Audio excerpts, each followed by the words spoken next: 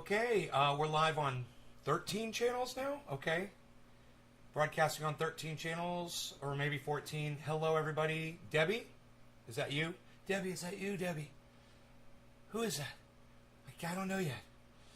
My chat's not up. Nick Brown. Hello, Nick. He's the first. Hello, Nick. It's Nick Brown. Hello. Hippie Chick is second. Hello, Hippie Chick. Hello, hello. So I just want to say this. Joy Ann Reid is a racist.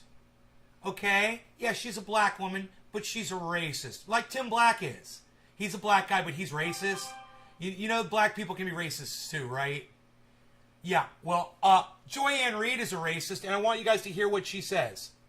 Right here. Listen to this.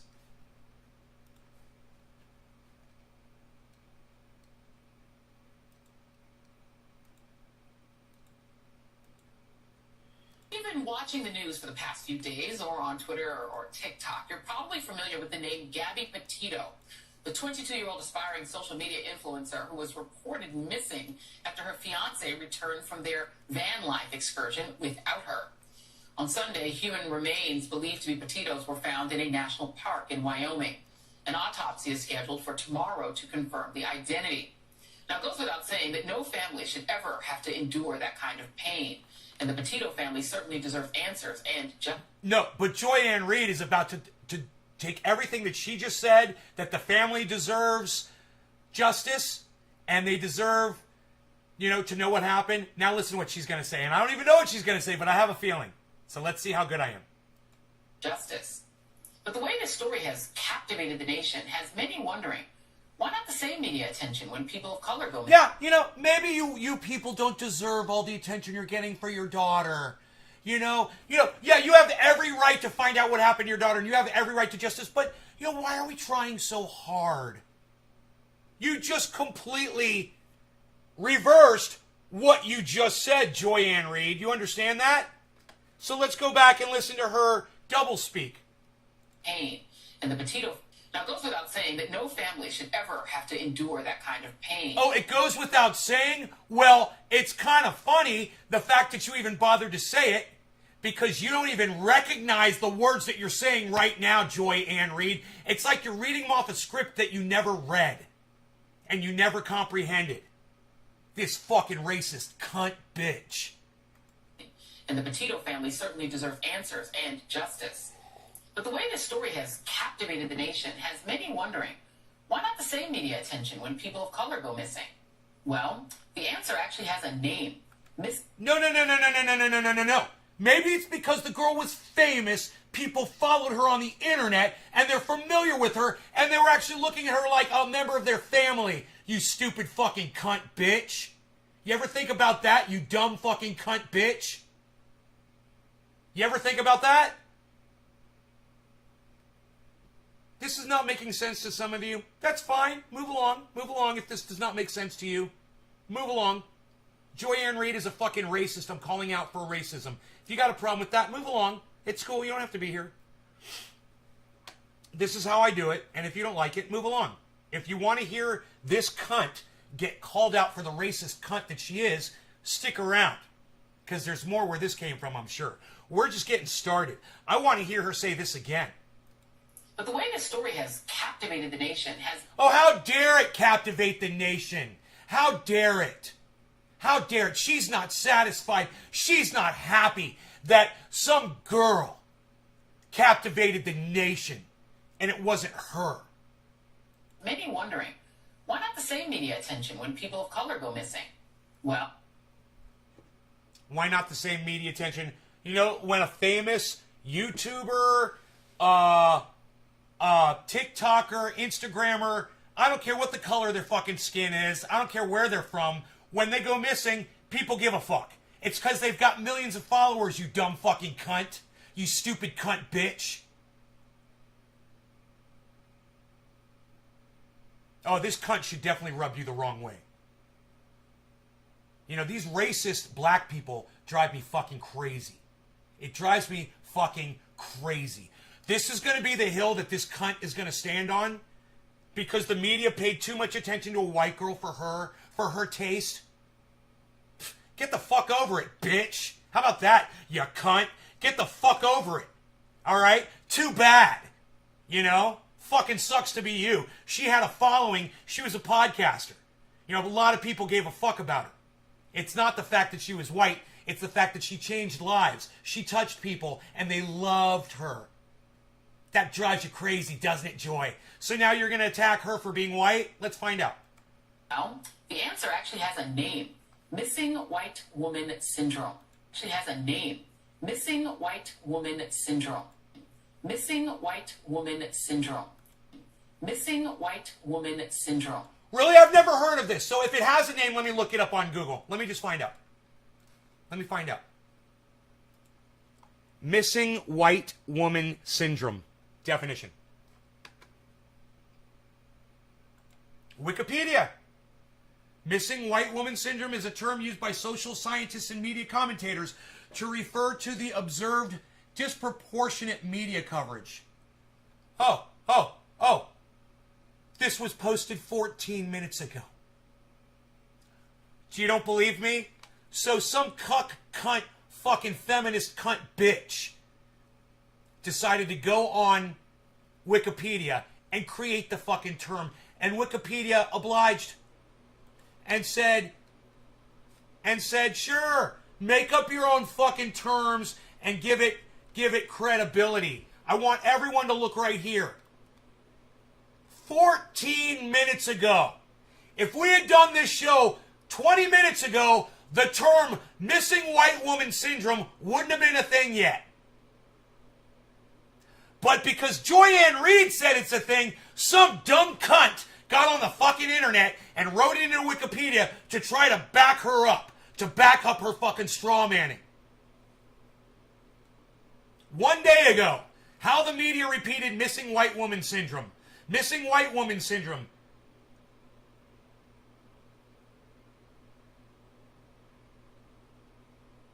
Hold on. No. It is a term that's been around. Wait. Whoa. No, it's a term that's been around. Okay, so it gave me the top links. Okay. Hold on. This has been around since 2016, it looks like. My bad. Hey, Joy-Ann Reid, you're still a dumb cunt. Fuck you, you racist cunt. Doesn't change a thing. I'm wrong about this one thing, and I will admit it. Okay, racist white woman, missing white woman. I love that I fucking totally fucking Freudian slipped on that shit. Missing white woman syndrome was being talked about in 2017 about Natalie Holloway. In recent weeks, the stories of missing black and Latina girls sparked an outcry on Twitter. Okay, my bad. Joy-Ann Reid did not make up the term. My bad. It's been around. Okay, let's keep listening. Let's keep listening to this racist cunt bitch. The term coined by the late and great Gwen Ifill to describe the media and public fascination with missing... Oh, I should have just kept listening for a few seconds and she would have told me how long the term's been around for. How funny is that? I do my own research. I don't rely on cunt lying racist bitches to fucking give me my information. I Google that shit for myself, and all of you should never take some lying cunt like this's word on face value, ever. She's a fucking racist lying cunt bitch.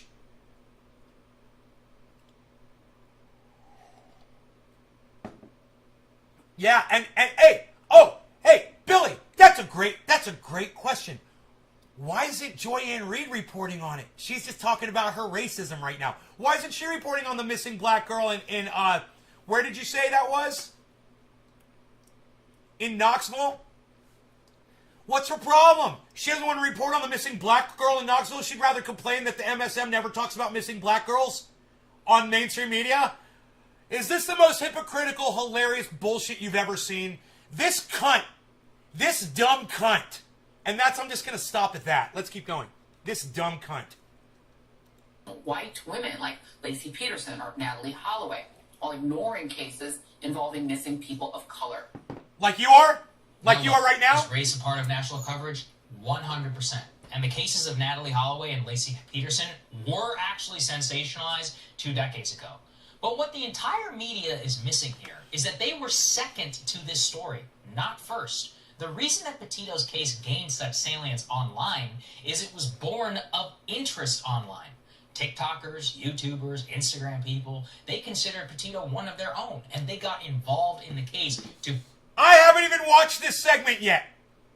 He's repeating exactly what I just told you. Do you guys realize that? I'm like a goddamn professional commentator, man. I should be on a show. I will give you the best take on anything before anybody else gives it to you. I promise you that. The only reason he's saying that is because he's right. And it's just common sense, guys. And I came up with that without hearing him say it. That's why more people should be watching me and not this stupid fucking cuck bitch that lies to his audience constantly. Yeah, UFOs are visiting us, everybody, says Sagar. Oh, the proof is in. The Pentagon proves it. We've got UFOs and there's aliens. A good piece of ammo is in my inbox on Twitter. Piece together the pieces Ammo? that the cops had very obviously missed. And here's the thing. The facts of this case are actually crazy. After Petito's family lost touch with her in August of 2021, her boyfriend showed up back in Florida 2 weeks later with the van that they were traveling in. And she wasn't there. Obviously, they had a lot of questions. What's going on, Brian? Where's Gabby? Then, police showed up to his house to ask him, and he wouldn't talk to them. According to the Petito family, he wouldn't talk to them either. On September 15th, after Brian was named a person of interest in this case, he also went missing, according to that family, and nobody knows where the hell he is today.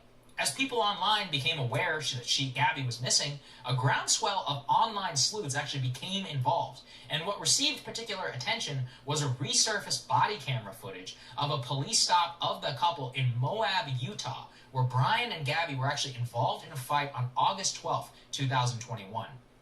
A bystander in Moab saw Petito and Laundrie arguing, in which Petito apparently hit Laundrie in the arm as he was keeping her away from her phone. Now, that bystander heard Petito say, quote, "Why do you have to be so mean?" And he was so concerned, he actually called it in as a domestic dispute. Now, that call told police, quote, "We drove by, a gentleman was slapping the girl. We stopped, they ran, and down the sidewalk.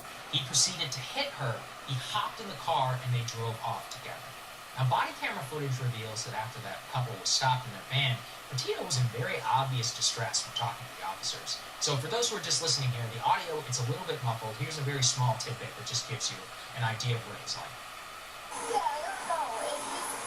Some days I feel like I got OCD, and I was just cleaning my fingers by the airport, and I was apologizing to him and saying, "I'm sorry that I'm so mean." Now look, No longer got a cannabis cannabis for all. Cheers. The entire time. She was distraught emotionally and was apologizing over and over for being mean to her boyfriend, even though a caller said something otherwise. It doesn't take a genius to see some pretty telltale signs of domestic abuse here. Right. But the cops wrote it off, and instead, they split them apart, asking the boyfriend to spend the night in a hotel while she slept alone in a van. Now, from there, things get even stranger. She posted on Instagram on Utah on August 25th. And then her mother received a strange text saying that she was going to Yellowstone and would have no cell service on August 30th. That was 5 days later. 11 days after that, she's officially reported missing after not being heard from. And that her boyfriend she was traveling with shows up back at his house in Florida with a van and no girlfriend. All of this were known to the police at the time, who then came to the boyfriend's house to seize the van in question. But then when they try to ask him questions, he refers them to his lawyer, refusing to speak with them. What did the cops do? Nothing. They said her disappearance was odd, but that there was no evidence of a crime in their own jurisdiction of Florida, so they just took the van and then they left. They didn't put... You want to defund these fucking pigs? Dude, they need money for an education. These pigs are so fucking stupid. I knew that guy was guilty as soon as I saw him on the dash cam. I was like, that guy's a murderer. A pig can't tell a guy who's a fucking murderer? Maybe pigs need to go to prisons and see what fucking inmates look like. People who've been convicted of murderers. So they get an idea what they look like. They look like human fucking coyotes. They look like somebody took a coyote and bred it with a fucking human. They're fucking scavengers and they look like they're fucking scavengers. They're bottom feeders.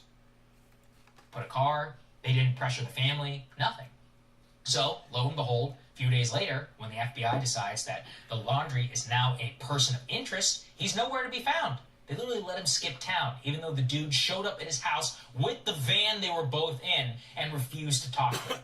Seriously, am I crazy? Is this not the easiest case to figure out ever?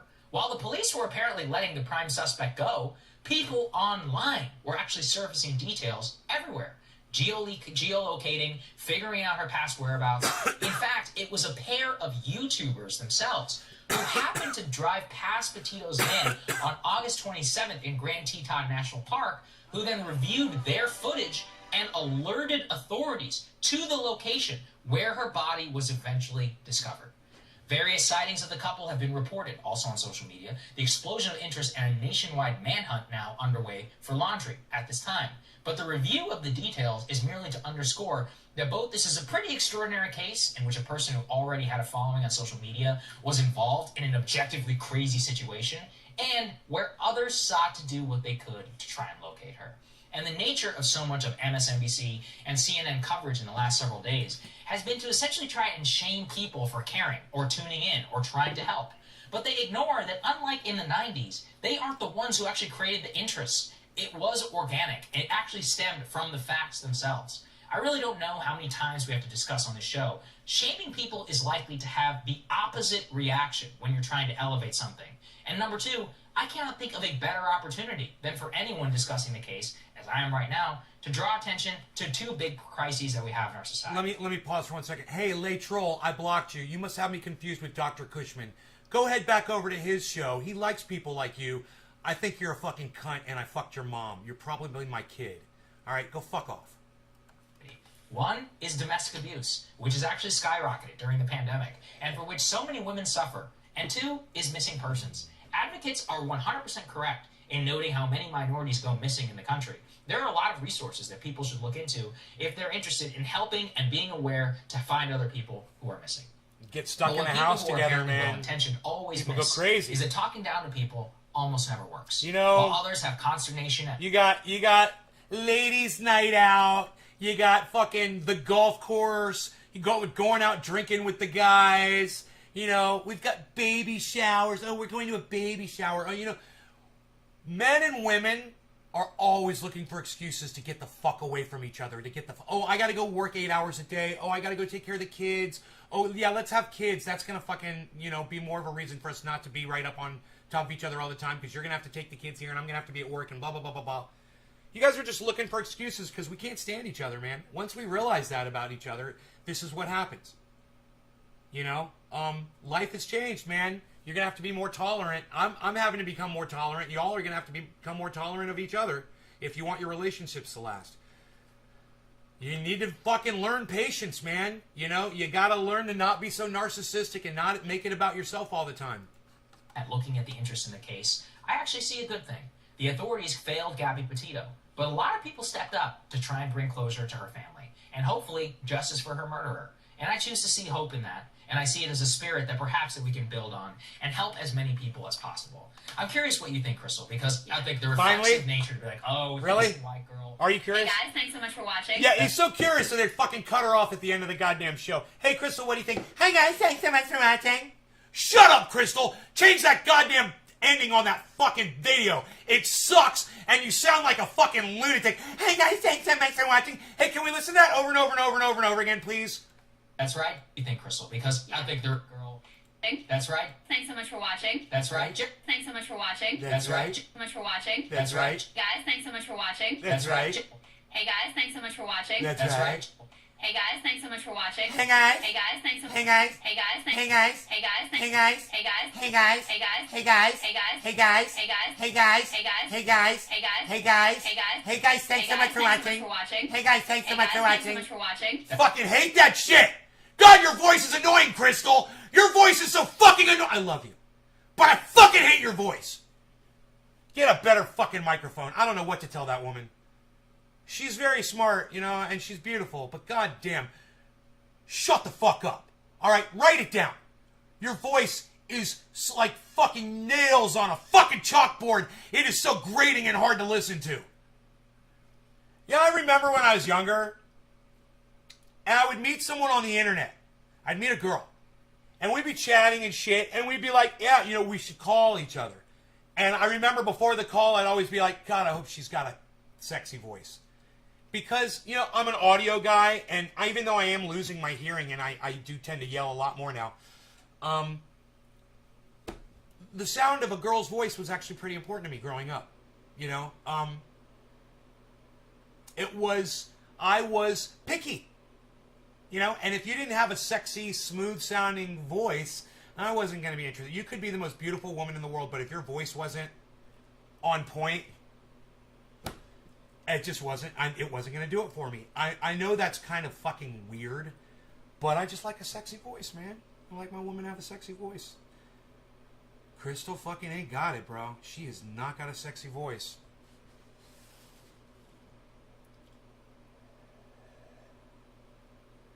You know, you're like, hi, and they're like, hey, and you're like,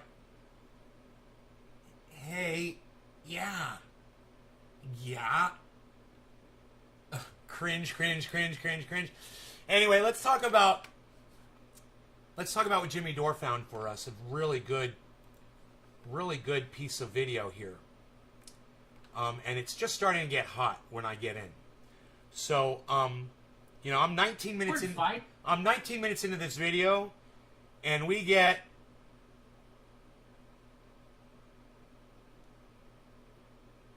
Okay, we're going to take it from here. We're going to go 2-3 minutes back to catch you all up. And you guys are not going to believe how corrupt Hillary Clinton and you know, they're corrupt, right?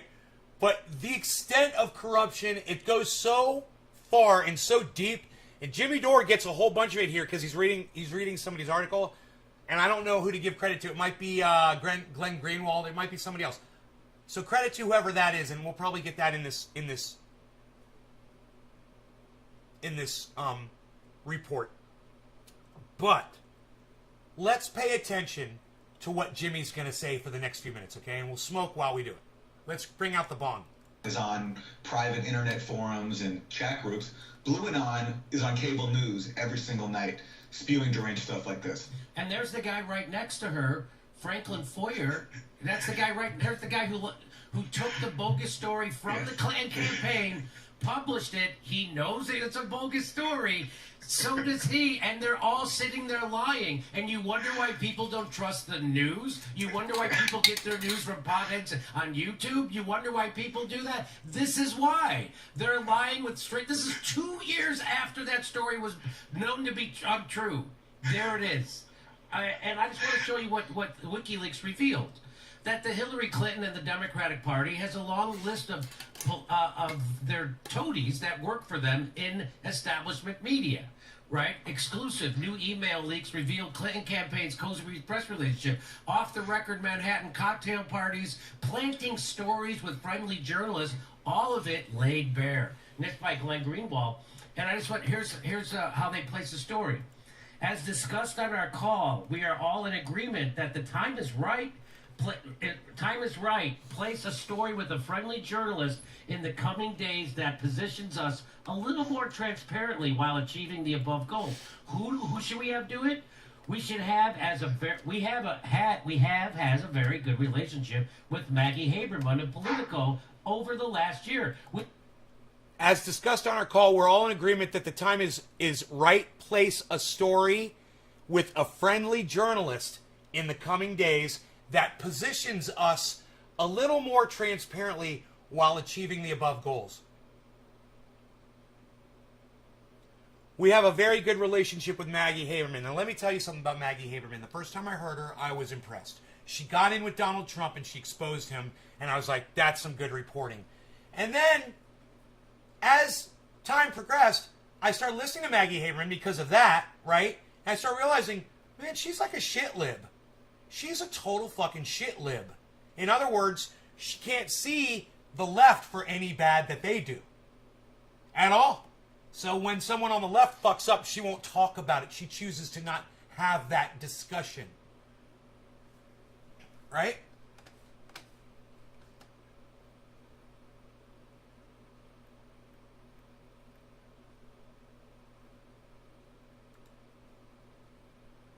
I do too. I applaud her.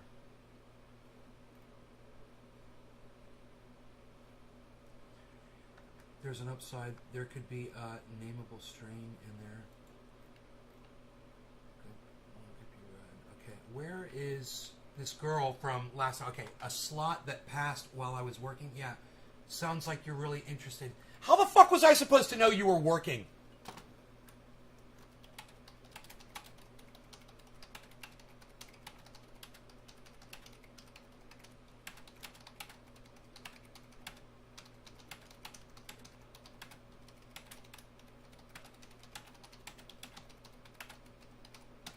I mean, I'm trying so hard. This girl's just being difficult. And, you know, I understand what's going on. I stated my case on Twitter about why we shouldn't defund the police, and she already realizes she's lost this fucking argument. She agrees with me. And she doesn't want to come on here and have the debate.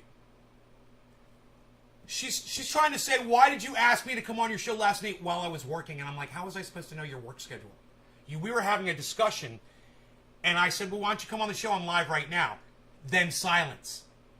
And then an hour later, she responds, and I say, come on the show, we're live. Again, silence. And now today, oh, I was working. Okay, well, you didn't say that last night. Okay, I understand you were working. Come on today. She says, a slot that passed while I was working? No, the slot is still open. You come on my show anytime you want. If you think it's imperative that we push the narrative, defund the police, I want to have a discussion with you about it. You know, you're going about this the wrong way. I came up with the right way. You don't defund the police. You just retrain them. You take away their toys. They don't need to be a goddamn militarized army. Okay? You take away their firepower. You take away their sniper teams and their SWAT teams and all that bullshit. All right?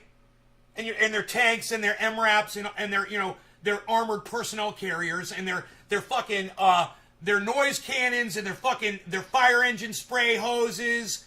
You know, you take away all that shit, you retrain them, and you employ them correctly, and you punish them when they fuck up correctly. You don't fucking defund them. You know, we need fucking police. And these millennials today, sorry kids, you might not have ever had your life saved by a fucking cop. You know, maybe go watch a movie where that happens to somebody and see what police are supposed to do when they're actually doing their job. They save lives every day.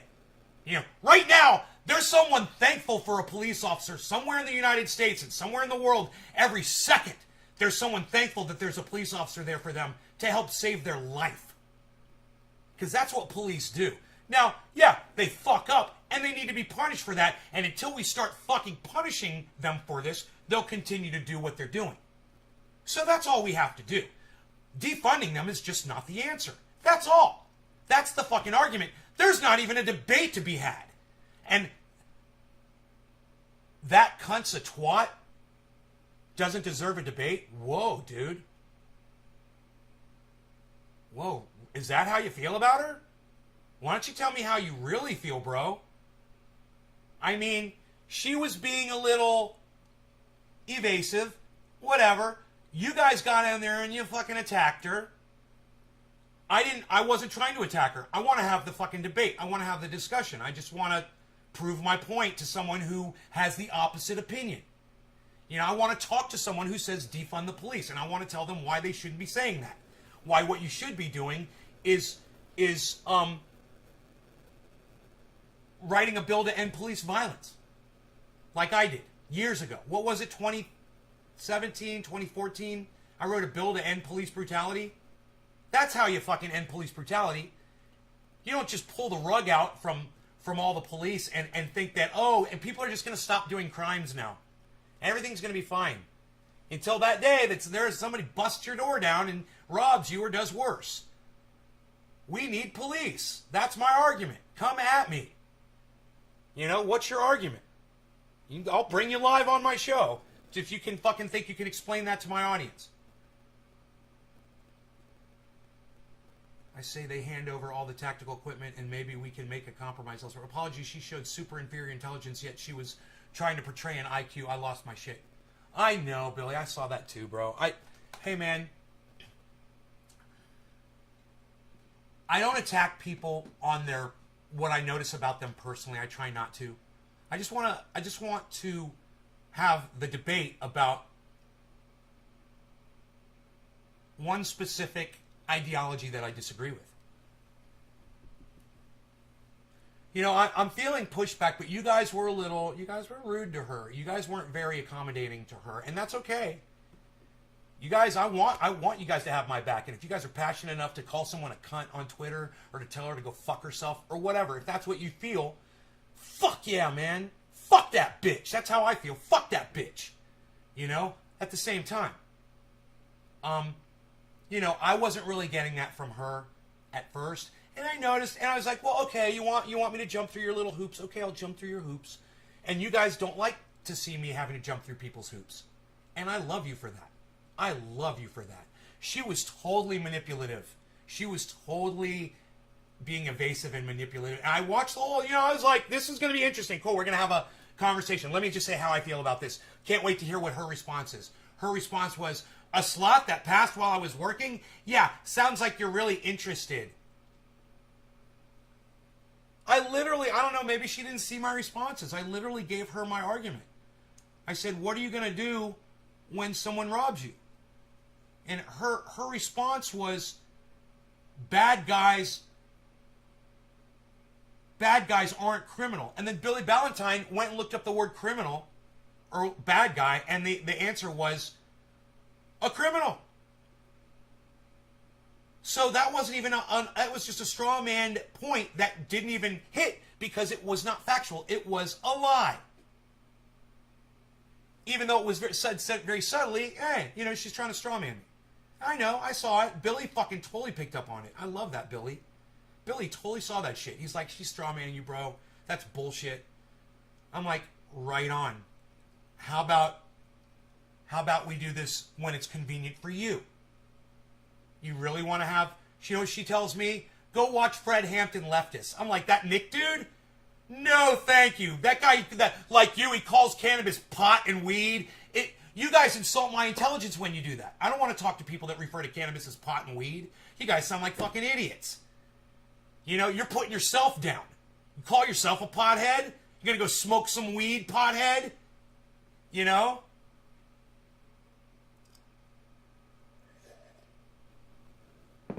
So, you know, that insulted my intelligence more than anything. Actually. And then I kind of had enough of her. I'm like, oh, you refer to it like that and you just sound like an idiot. And I don't even want to talk to you now. You know? Use cannabis. She said cannabis. I didn't notice. What, Dave, do you feel like Hildy started saying cannabis because she heard me calling it only cannabis, so she started calling it cannabis? Was that what happened? I didn't go back and watch the interview. I just watched the first few minutes and turned it off. Because it started getting me. I was like, I can't watch this. I got a little emotional. I mean, I get emotional when I just see one of her 15-second videos. She just put up another amazing one. I'm putting them up on Twitter, guys. You know, if you're interested, you know, you could download the app. I'm just saying. You could be on Twitter, hanging out with us over there, chilling. Yeah, I'm just saying. Fuck you! That's what I'm really trying to say. He said marijuana and changed it. I don't know. It might have been... Oh, she said marijuana and changed it. I don't know. She also said peyote and weed as well. Millennial. Peyote and weed as well.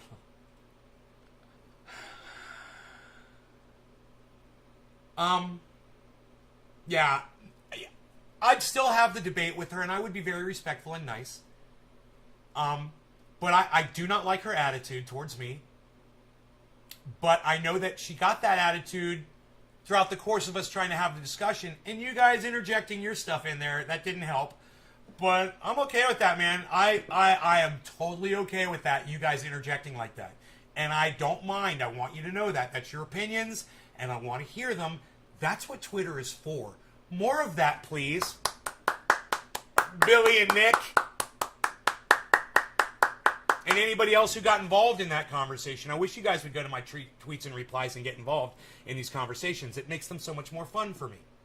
You know, to see what you guys have to say as well. But, you know, I think I've already stated out all of my points here. My point is, you know, I'm concerned about police brutality too. You and I just have a different way of trying to go after it. It's almost like my ability, my right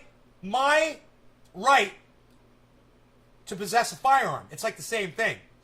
It's like you want to see school shootings end, so you want to take all the guns away. And I want to see school shootings end too, but I don't want my gun taken away. Right? I want to come at this at another way. Maybe fortify the schools, you know, like you fortify a bank. How often does a bank get a mass murdering in a bank? How often does a mass murder occur in a bank? Right? Well, you care more about your money than you do your kids. That proves that point, America. You care more about your money than you do your children. How dare you have children? You know, okay, you're taking really good care of your money in that fortified banking institution. But your children go to a soft target?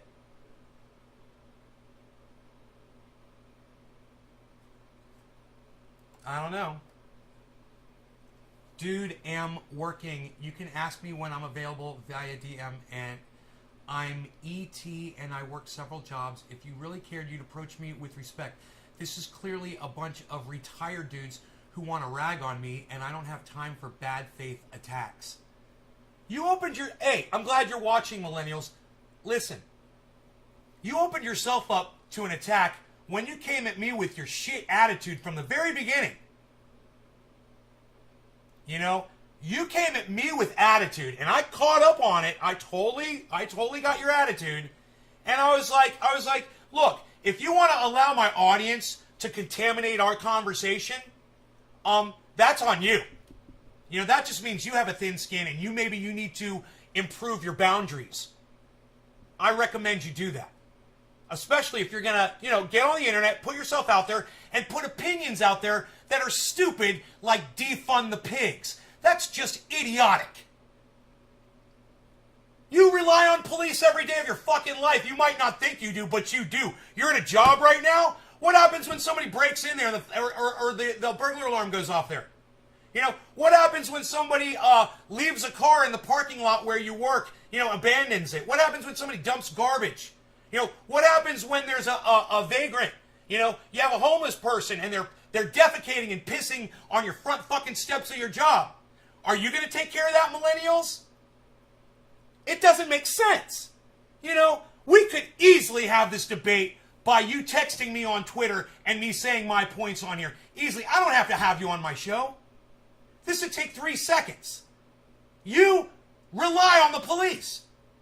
You know, it's like saying, hey man, I want to defund the oxygen that I breathe, that I rely on. Yeah, sure, some people choke to death while breathing oxygen, but that doesn't mean that, you know, hey, let's just take all the oxygen away. Maybe people won't choke to death anymore. And while that's true, we'll all be dead. And in this case, you know, you take all the police away and, you know, criminals out there, people that possess guns, people that have baseball bats will start showing up at other people's homes and taking their shit. When there's nobody to call. I mean, I don't understand why this is even a thing. Defund the police, it was never thought through. You know, you might have 1 million people behind you that say defund the police, but that doesn't make it right. I suggest when you're disappointed because I'm once again at work, don't assume I don't have things to say. You all literally have nothing better to do during the day than harass the working class and live stream with each other. So if you're just looking to circle jerk, glad I missed you. I'll give you a voice on here. I will read your tweets to my audience. You're not making any sense. All you're doing is you're attacking me and my audience, and you're not talking about this subject at all. You're making this all about you. Kind of millennial-esque of you, huh? Are millennials known for being narcissists?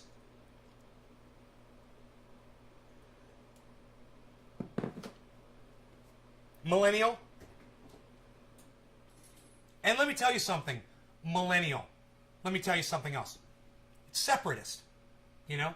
It's discriminatory to call yourself millennial. You know why? I could just call myself white guy. Same thing. right? That's kind of discriminatory, isn't it? For me to refer to myself as white guy? It's discriminatory. You're literally separating people from you by branding yourself a millennial.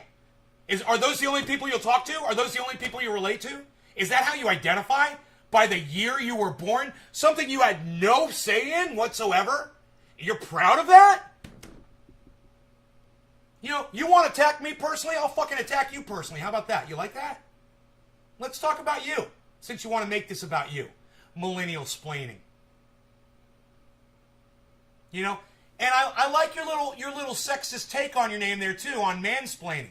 It's almost like not only are you discriminatory against people who aren't in your age group, but you don't like men either, do you? You're using that mansplaining. You literally took on the name.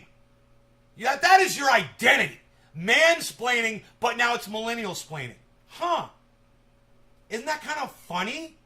Wow, I bet you're really going to see yourself for who you are here in the next coming days and weeks, now that we've had this conversation. And I hope you grow, millennials. I hope you grow from here, from this point. You know, and next time somebody, an elder like me, approaches you and says, hey, let's have a debate, maybe stick to the debate topic next time, and you might get more respect instead of trying to attack them or their audience members. And yeah, my audience members are cunts. And they're the best fucking cunts on the planet. They will fuck you up if you fuck with me. And I love that about them. And you know what? You keep doing what you're doing, and you'll have people like this too that'll back you up. And there's nothing wrong with that. It's a good thing. It's a good thing to have people that listen to you, that want to hear what you have to say. You know? But, you know, I recommend that instead of attacking me and my audience, that you come after the narrative. You know, I say defunding the police is stupid, and, you say we should defund the police. You want to have a discussion about that and drop all the personal bullshit? I'm still here, and I'm always here for that. So if you want to have that discussion, let me know. You know, and if somebody holding up a mirror to your face was a little too harsh for you today, somebody, you know, calling you on your personal bullshit was a little too harsh for you today, millennial splaining, you know, maybe that will lead to some growth for you. And I hope it does. I really hope it does. I want to see people grow. I want to see everybody get bigger and better. Like my friend Cobra Dad. Cobra Dad. Cobra Dad. Cobra Dad. Cobra Dad's here, everybody. You should check him out on Instagram. What's the name of your new show, Cobra Dad?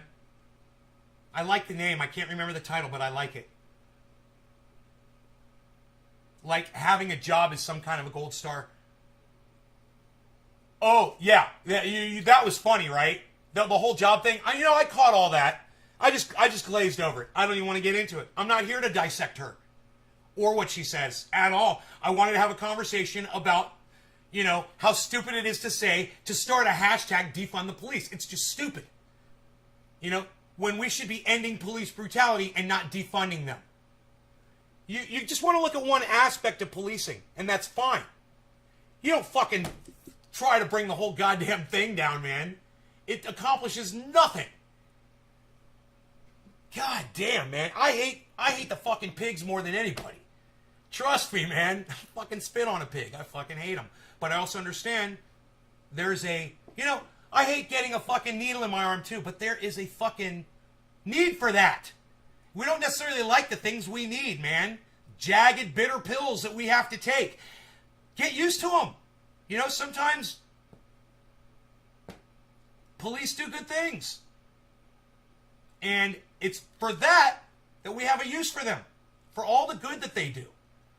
I don't like to give them any recognition for that at all until they stop doing the bad. And I refuse to give them any recognition for the good they do. I just won't do it. Until this changes. But you threatening to defund them, that's only just creating a bigger gulf between us and them. And that's not fucking solving anything. That's just taking power away from you. It's taking your power away when you say defund the police. Number one, I'll tell you why. Number one, it's not going to happen. Nobody's going to defund the fucking police. You're an idiot for even saying it. So, based on that alone, number two, you're wasting everybody's time. But most importantly, you're wasting your own time because you could be like me working on the solutions to this problem, actual solutions, instead of some narcissist fucking echoed bullshit you got off a meme on the internet.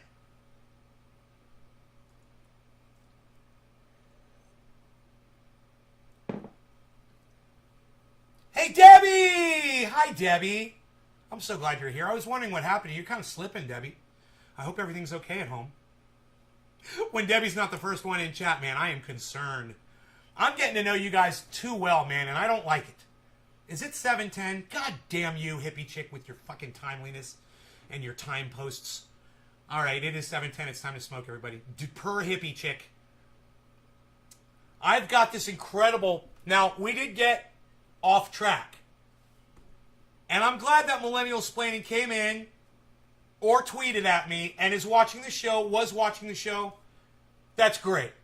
You know, she brought all of that on herself, and she could have risen above. She could have ignored you guys, and she could have just spoken to me if she wanted to. She chose not to. She chose to get into it with us.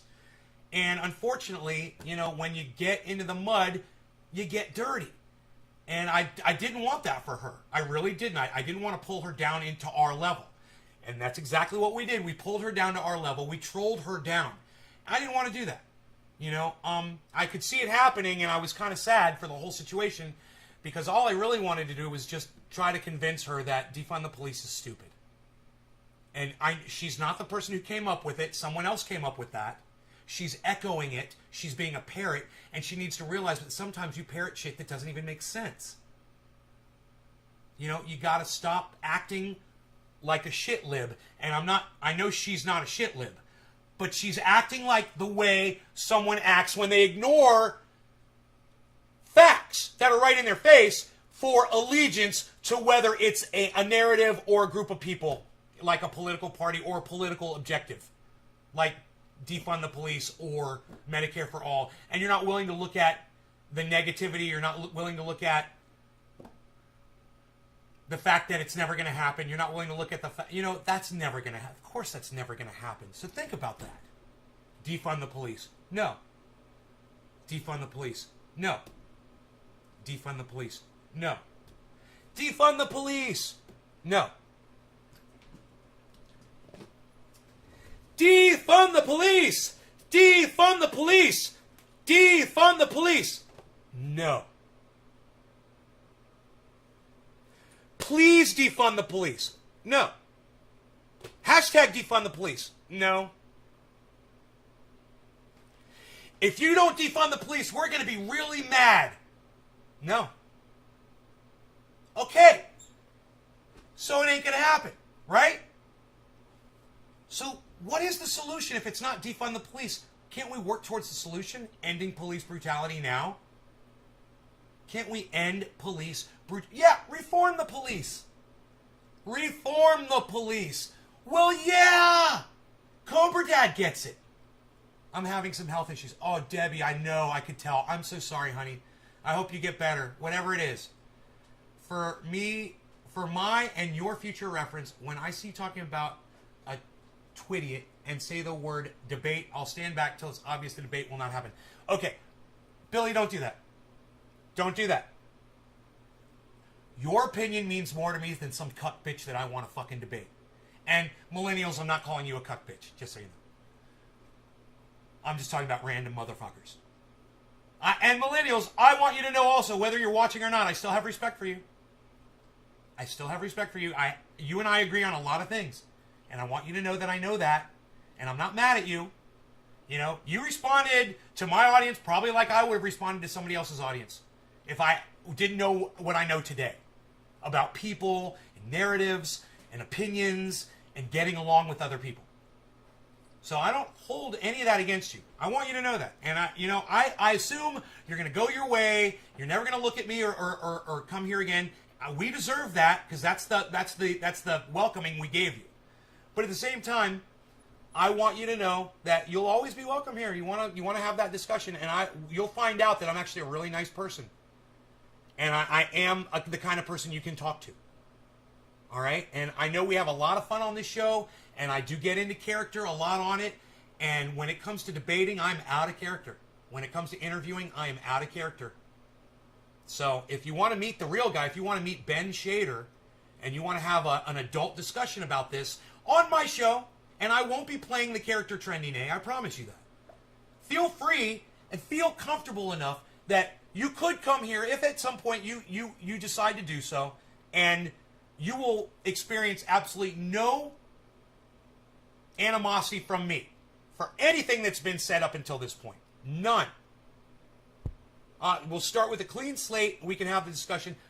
The reason why is if we want to get things done, we got to learn to work together. We've got to figure out what we're doing wrong so we can start focusing on how we address these problems correctly. It's just like climate. You know, I just watched this 8-hour fucking show yesterday with my audience about climate, and we destroyed it. We destroyed them. It is a money grab. None of their solutions will change anything except make them rich. I want to save the planet. I believe climate change is murdering us. I'm in Northern California. I've been experiencing these fires for 6 years. Being evacuated, all sorts of horrible nightmares you don't even want to hear about.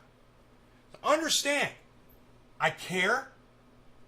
I'd like to try to work towards solutions.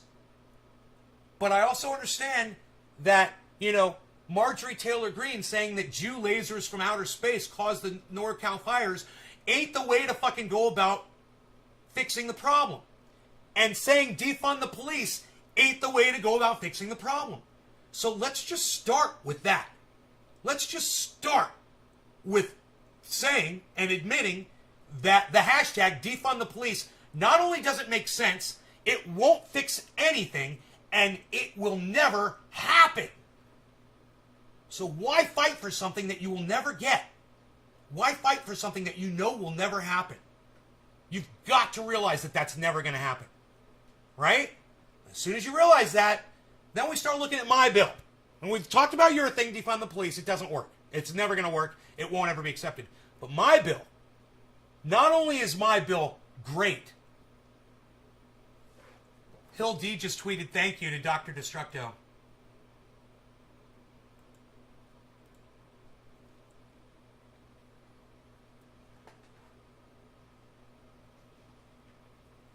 Not only is my bill written fairly well and addresses the problems and would solve the problems, my bill has been copied after I wrote my bill by Bernie Sanders, and some fucking cunts in Washington came up with a bill, and some fucking cunts in California came up with a bill very similar to my bill.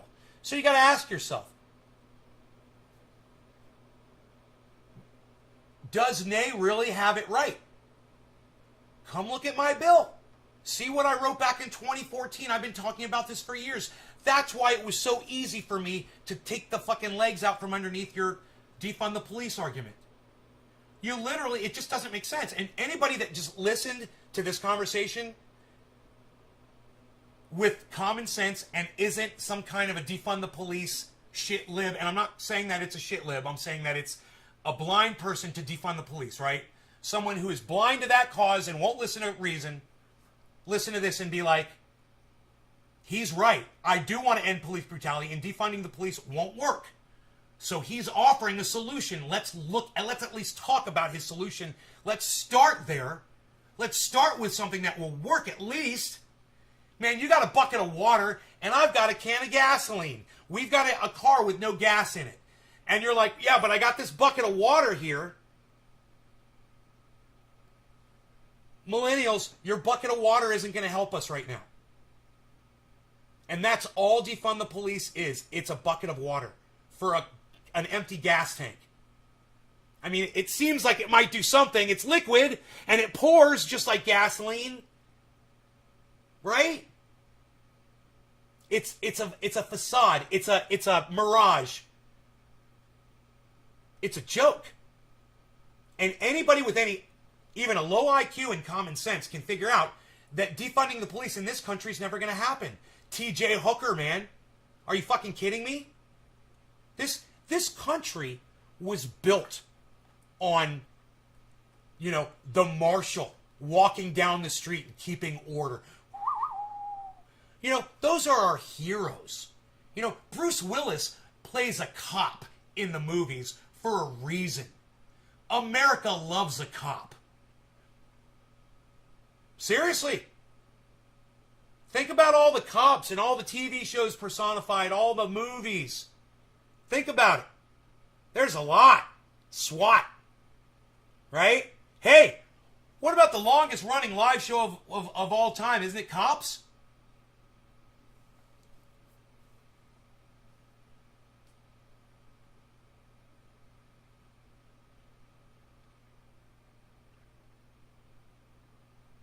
The name of the show is literally Cops.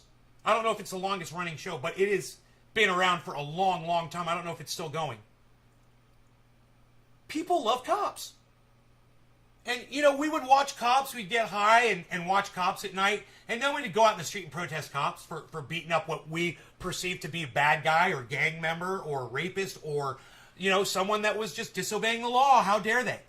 You know, how dare they disobey the law? We never went out in the streets and protested it before. We love cops. So you're not going to defund them. I don't care how many people you get on board. You're not going to defund the police.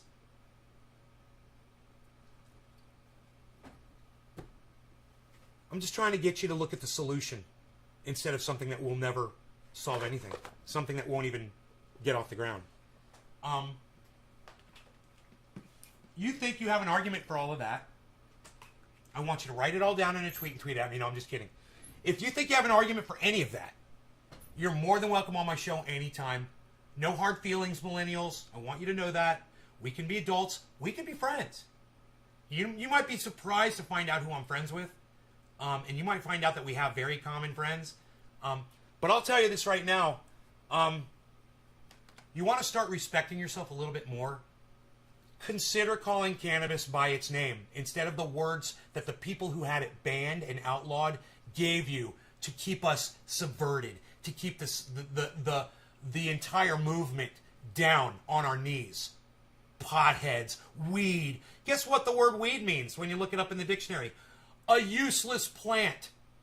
They literally fooled you into calling cannabis weed. Use the correct terminology for it. Show cannabis more respect, and in turn, you will show yourself more respect by stopping calling yourself a pothead. You know? You're a cannabis user. Be proud of it. Be proud of the cannabis, because cannabis saves lives every day. It literally saves lives, and it takes pain away.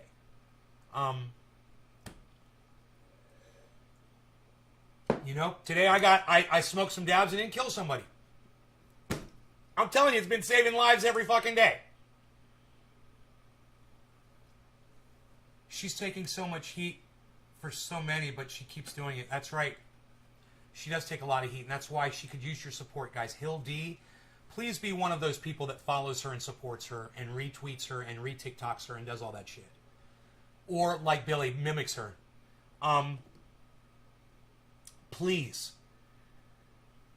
She's one of the good ones, man. She's one of the good people out there. She's trying to do the right thing, and you guys could help get her message out there. You know? Arnold always is a cock. Vincent Vega. Forge Clooney. Usually a thief. Rambo. Unruly Soldier. Vin Diesel. Illegal drag racer. Vin Diesel. We love dicks. Cannabis and Kaveffi. Breakfast of Champions. That's right, Enoch. I know it takes pain away. That's right. I was just about to rub some on my shoulder. Here. Take some pain away right now. Let me lower this camera down a little bit. Here we go. Oops. Oops. Sorry, guys. Hit the mic there.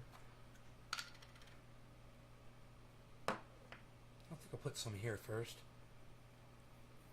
That keeps my chin nice and soft. Because of this beard, my chin has started to dry out a little bit over the last few years. And I put a little bit of this on, and that problem has gone away almost completely. It's amazing.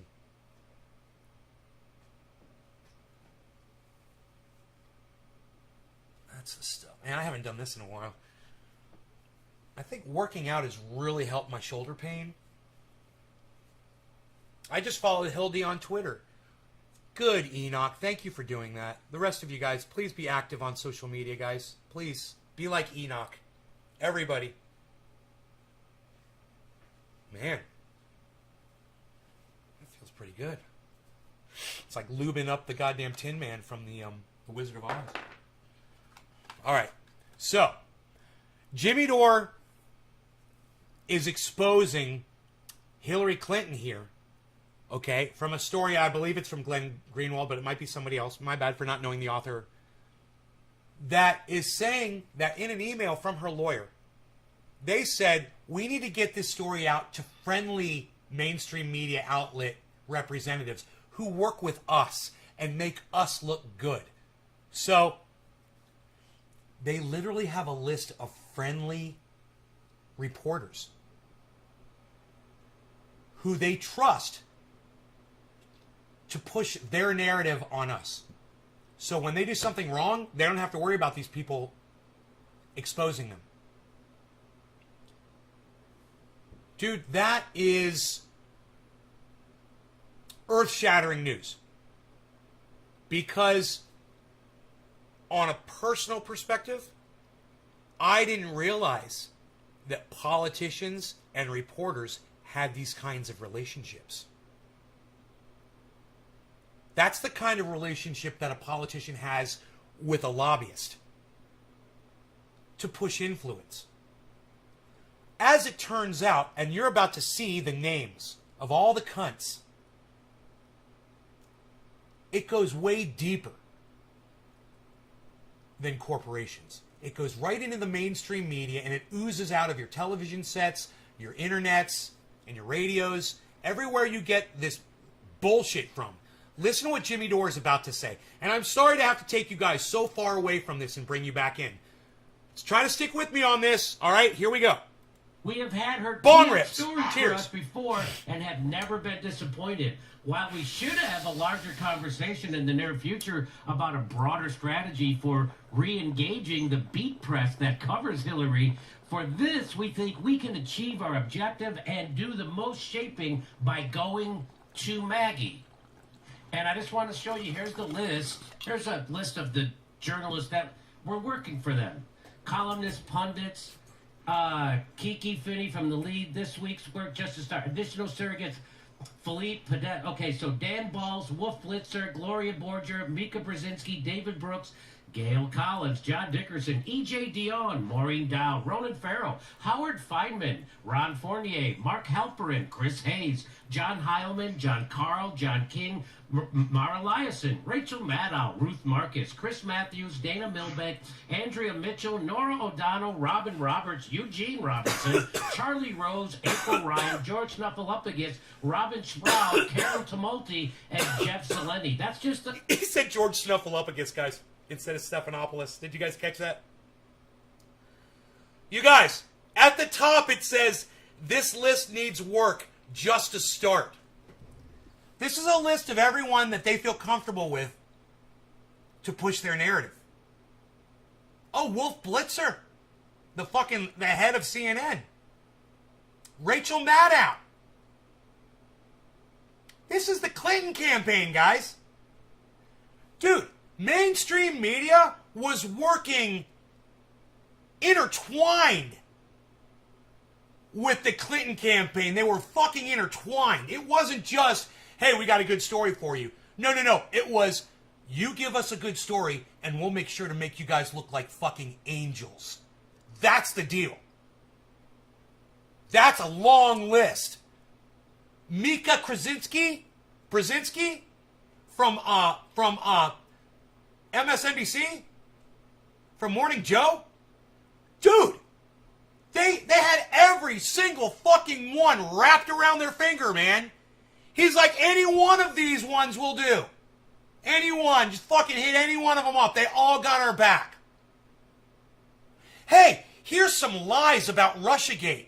Will you guys put them out there for us? Sure, and we'll make you look like angels while we do it. Maggie Haberman, Wolf Blitzer, John King, Gloria Borger, Fucking, I'm going to read off every name I recognize.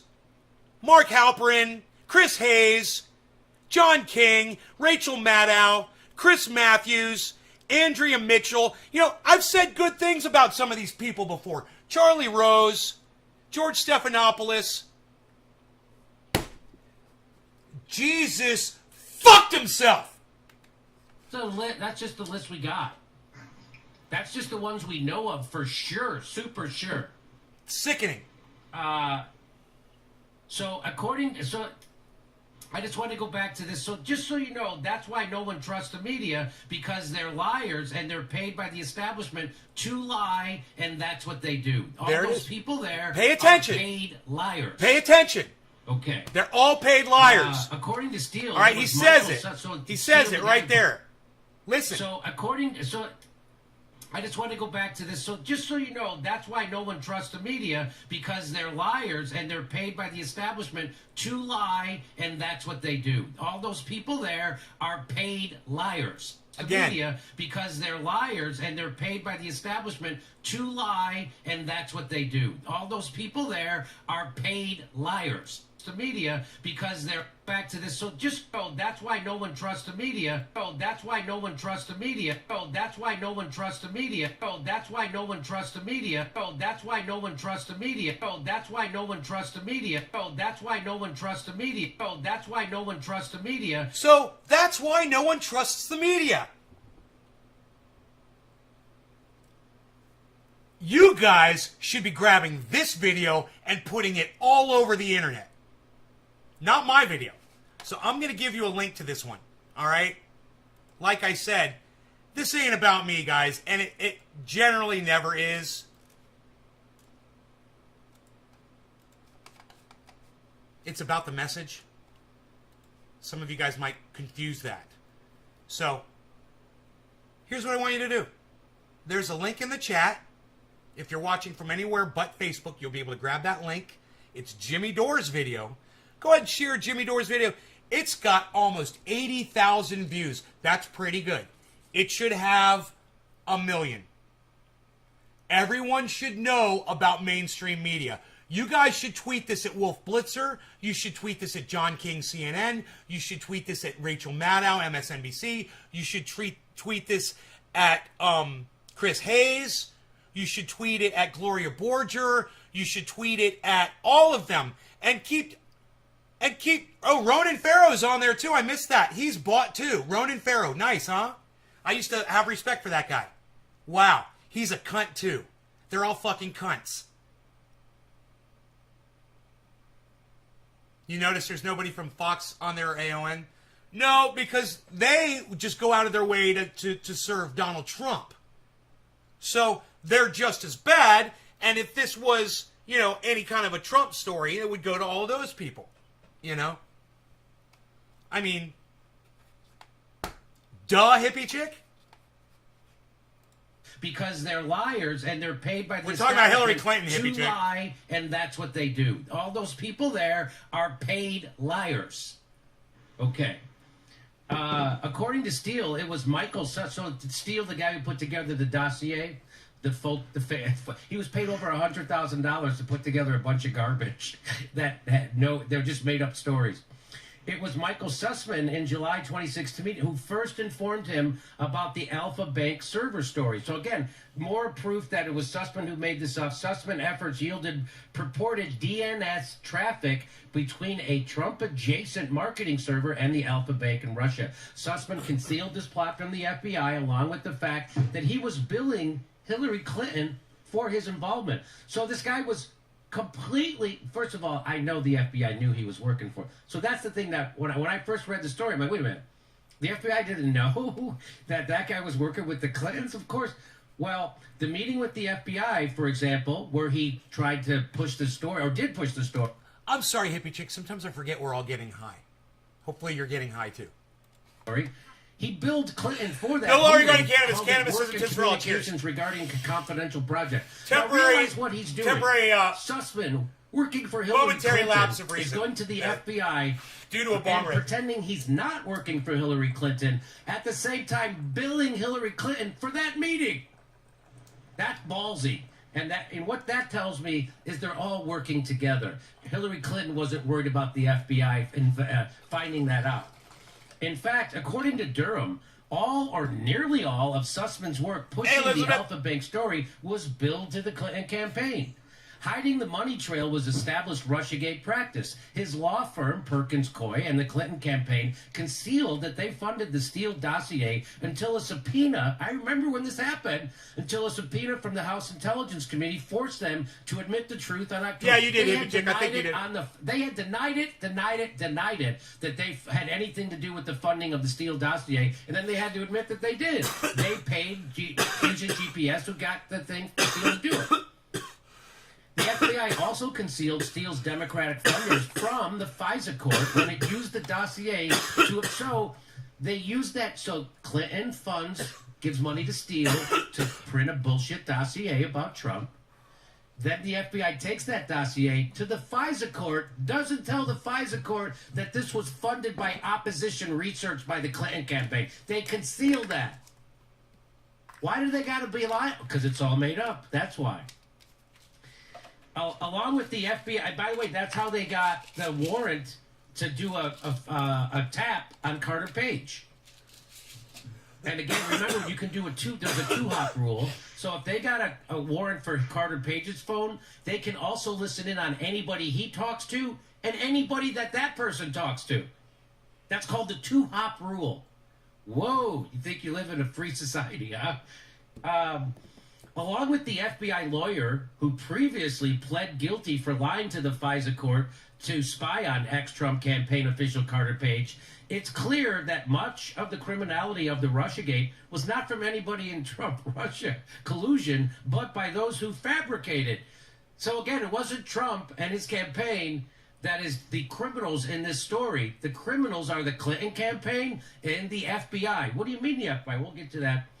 The indictment of Hillary's lawyer in connection with propagating a fake Russiagate story that many corporate journalists spread sheds more bright light on the seedy underbelly of the DNC media access. And we just showed you all those journalists who are on the payroll working for the DNC. Attention! And that's why they were almost all ignoring it, hoping that it goes away. And that is how you control the narrative. You choose what you report on. You choose what you don't report on.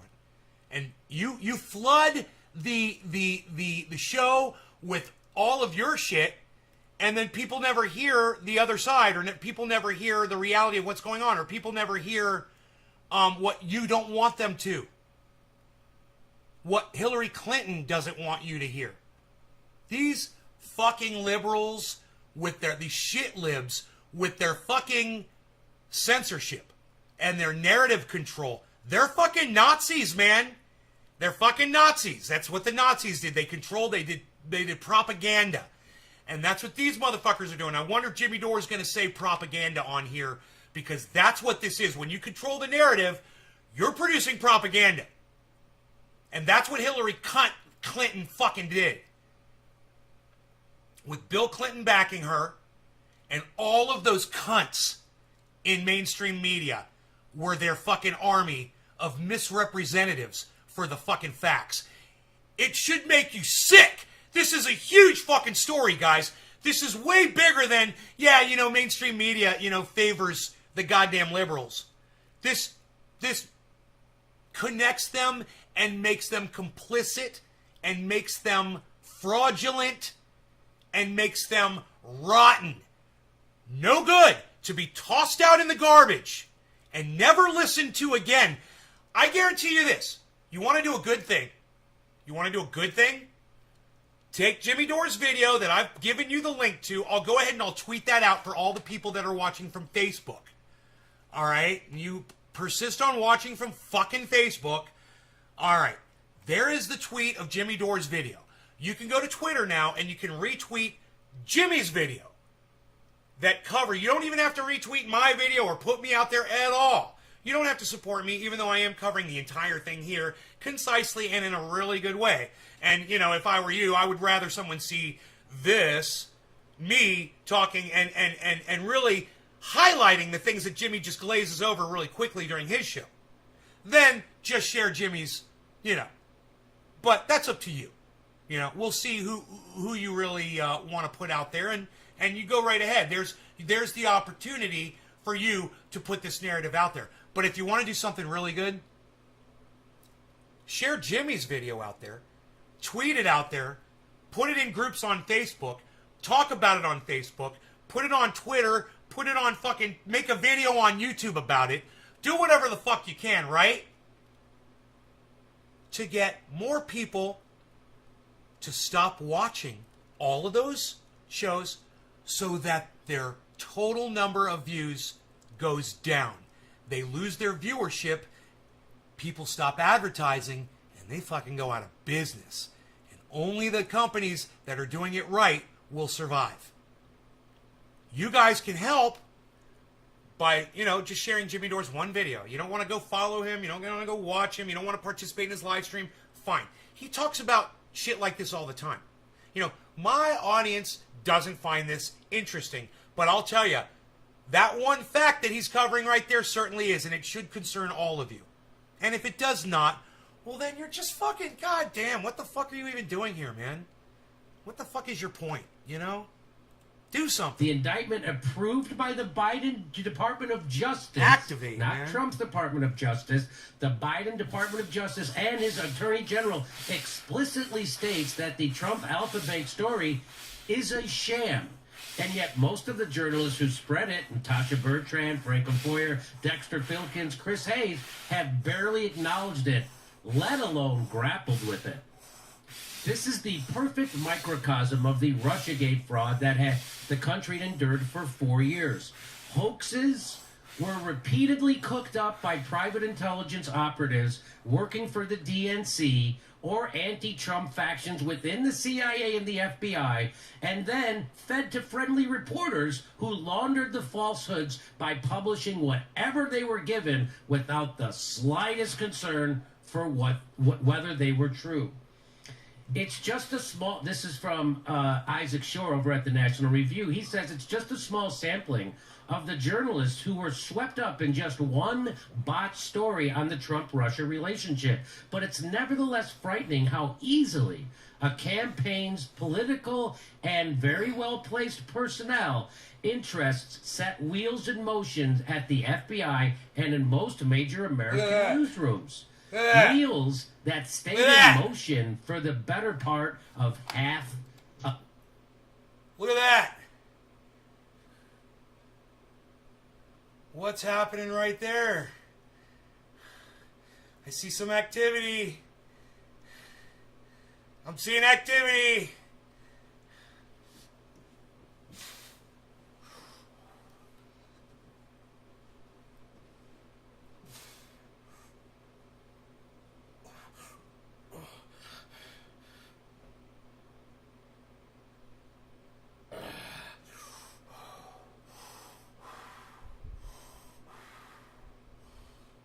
I'm gonna rip that fucking stomach, man. You guys ain't got nothing to say about that, do you? Except for Elizabeth Gordon, who loves me, obviously. I love you too, Elizabeth. Thank you for being the only person who cares. A decade. And this, Glenn Greenwald tweeted this out. Everything you need to know about how the corporate media works in 2 screenshots you want to see. Rachel Maddow rooted for the Steele dossier to be true, and then it fell apart. And then she pushed every bullshit story possible. And then how did she get punished? She got a new contract for $30 million a year. Do you know how much money that is per day? It's $114,000 a day. I'm pretty sure. Check my math on that. It's almost $15,000 per hour.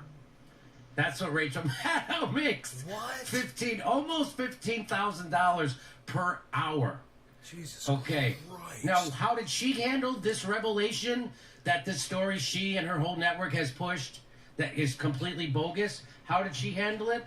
Well, by the way, before I get to that, I just want to show you that the FBI, the way they wrote the indictment, makes it seem like the FBI was a victim to Sussman and the Hillary Clinton campaign scam. Like they didn't know. Like I just said before, how did they not know who Sussman was and that he was working for the Clintons? Well, I'm going to say they did. And here's what Glenn Greenwald says. He says that claim that the FBI was the victim and they were duped, it falls short. This claim is dubious for two reasons. It is inconceivable that high-level FBI operatives like Baker Hulk would smash! have been unaware that this Perkins Coie partner was deeply enmeshed with the Clinton campaign better to hug and you DNC politics. That's what I And do. two, the FBI... Hey, Nate, how do you use your guns? I hug my rogie. I hold him tight. I snuggled him this morning. He's over there on the couch. Where is he? Where's my rogie? Oh, there he is. Oh, rogie. I love you, rogie. I want to go over there and say hi to him. You guys want to have a moment with rogie? Let's have a moment with rogie. Just going to have a moment with rogie. Let's go have a moment with rogie. What do you guys say? Camera number 1, camera number 2. Camera number 1, camera number 2. Camera number 1, camera number 2. Let's go have a moment with Rogie. Moment with Rogie. Rogie. Rogie. What's up, peas?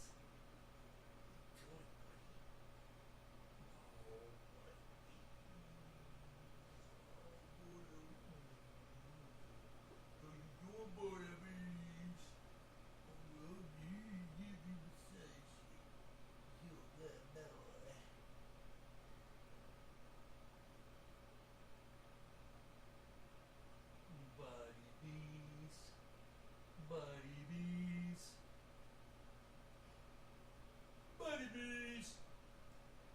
bees.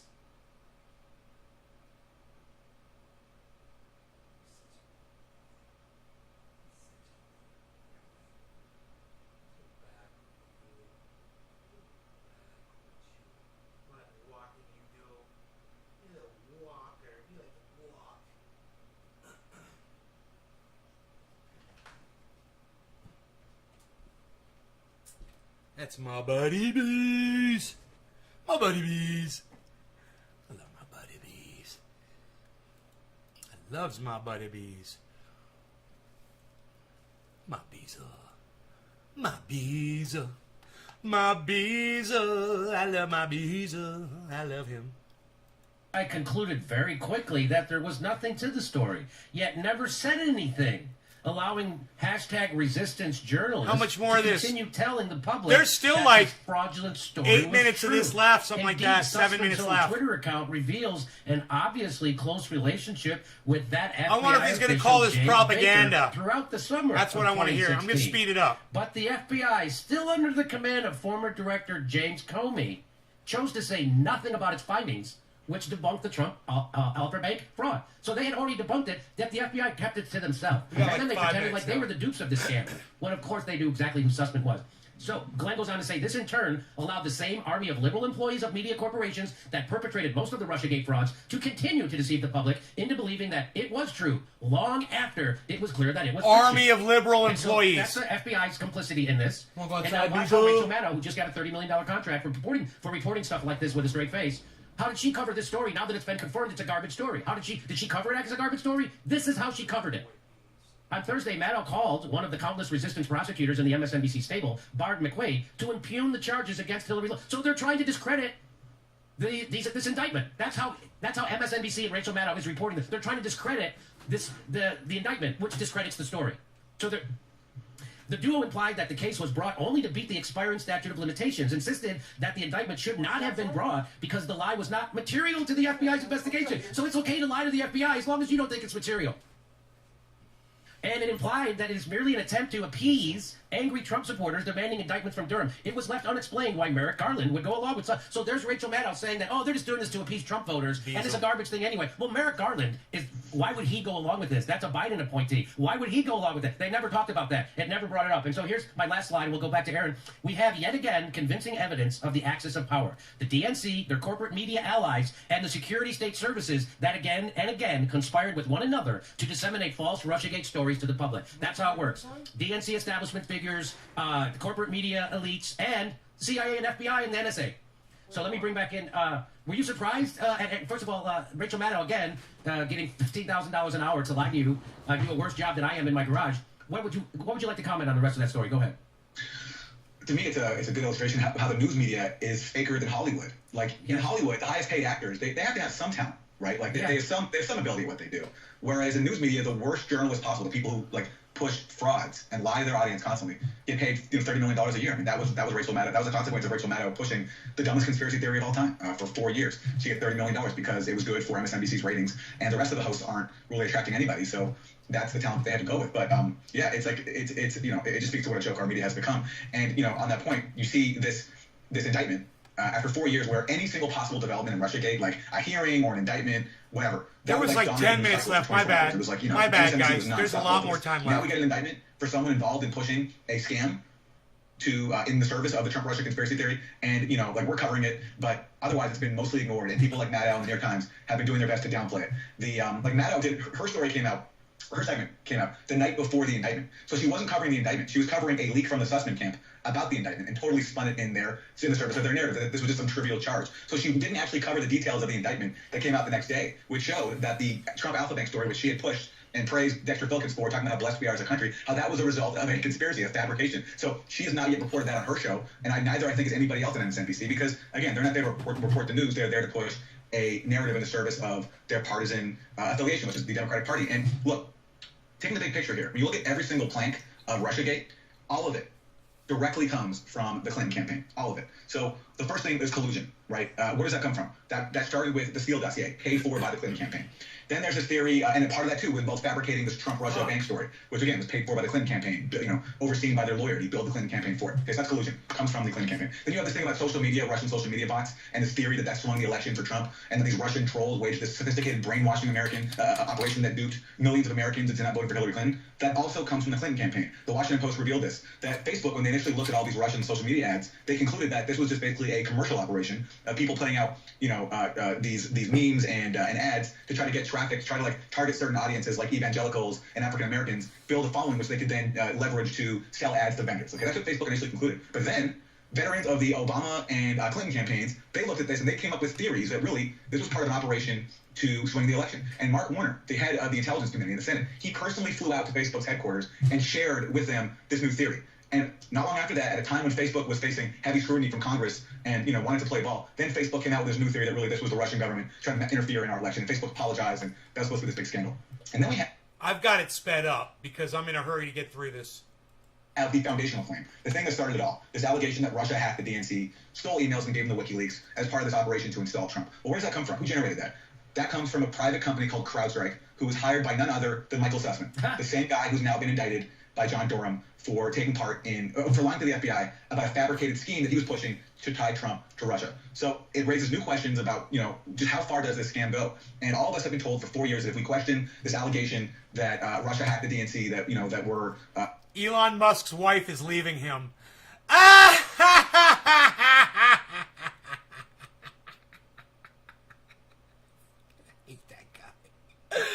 Normally, I don't rejoice in people's misery, but fuck that guy.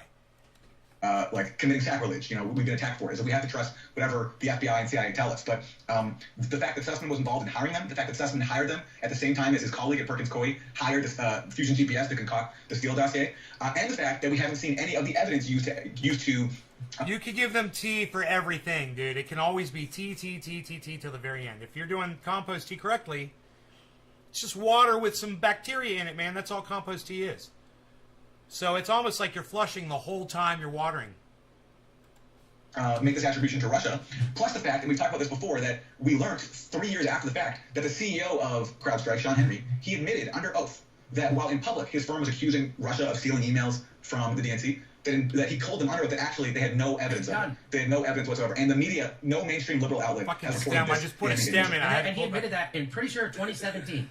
December 2017, that's right. Yes. Yeah. So in 2017, the guy who said Russia did this said, we don't have any evidence that Russia did this. And and no one reported that. Yeah. Okay. So just to wrap up, given the fact that Clinton's lawyer I kind of want to hear that over and over. Fake stories in the media and the FBI tying Trump to Russia. No law regarding cannabis. This is for all. Cheers, everybody. That basically, some of these emails show they were embarrassing for Hillary Clinton. They showed that she was telling the public one thing, telling Wall Street something else. That they were rigging the primaries against Bernie Sanders. And so if you can tie all this to Russia, then you can distract the public from the content of these leaks and just taint it all really as the work of this evil foreign power that wants to destroy our country.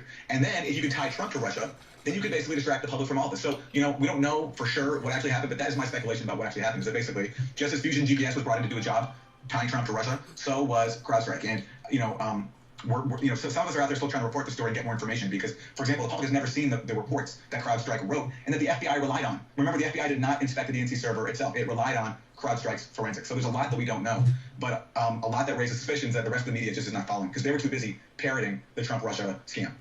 I just want to play this one more time, as an indictment of not only MSNBC, but in the press in general, the establishment press.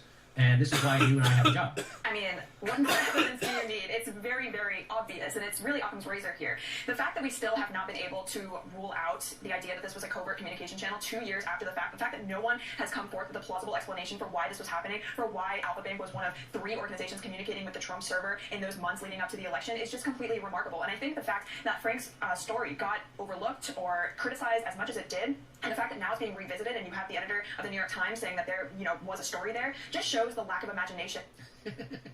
The irony of her word choice is just amazing. That we lack imagination, not the people making up the story. This guy. Okay, and he's just sitting there. That's what a lying establishment piece of shit looks like when he puts on a suit coat and goes on MSNBC. That's the face he makes when he's lying, and he knows he's lying. And that's what it looks like. Isn't that nice to know? They look so nice and white. They look so white and truth-telling. Oh boy, clean. It's amazing. White and clean. Everybody, we're doing stand-up shows everywhere. We're going to Florida, Baltimore, Buffalo, Portland, Raleigh, North Carolina, and we're doing a live Jimmy Dore show in Sacramento, October 3rd. Go to jimmydore.comedy.com for a link for all our tickets.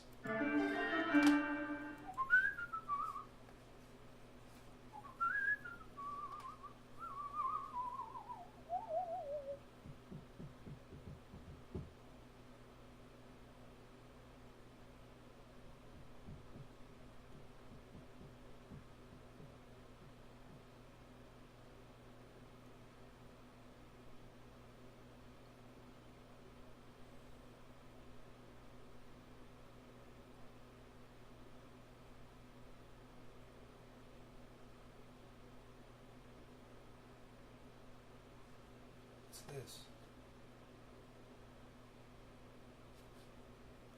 Oh, it doesn't say whether it's free or not? That's weird. It used to promote movies and it would say free, or it would say $4.99 or whatever to rent or something to buy, right? Well, War Games is one of my favorite movies in the whole world. It just popped up and it doesn't say whether it's free or not. Isn't that weird? I click on it.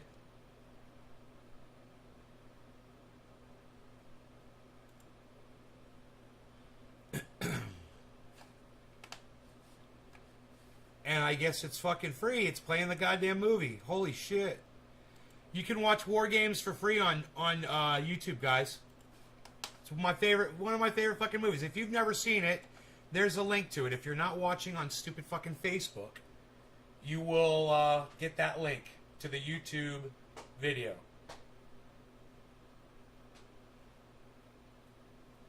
Wow. That will be, I guarantee, if you've never seen War Games, it's almost 2 hours that you will really enjoy. It's a fun little adventure.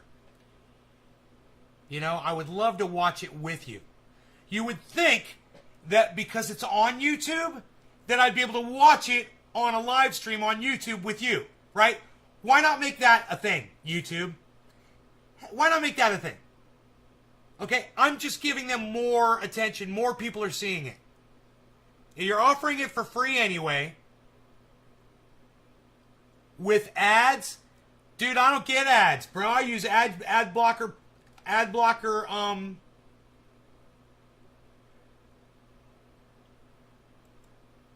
Ad Block Plus, free ad blocker, bro. I use Ad Block Plus on my Google Chrome, bro. I don't ever see an ad on those with ads. I never see an ad, bro. I watch a movie from start to finish when I watch movies on YouTube for free. Ad Block Plus. Download it into your Google browser, bro. Turn it on for fucking YouTube. You'll never see another ad. Fuck ads. Ad Block Plus, bro. They got that shit locked down. Locked down. My drive has shown society is getting dumber. Drive? Where did you drive to?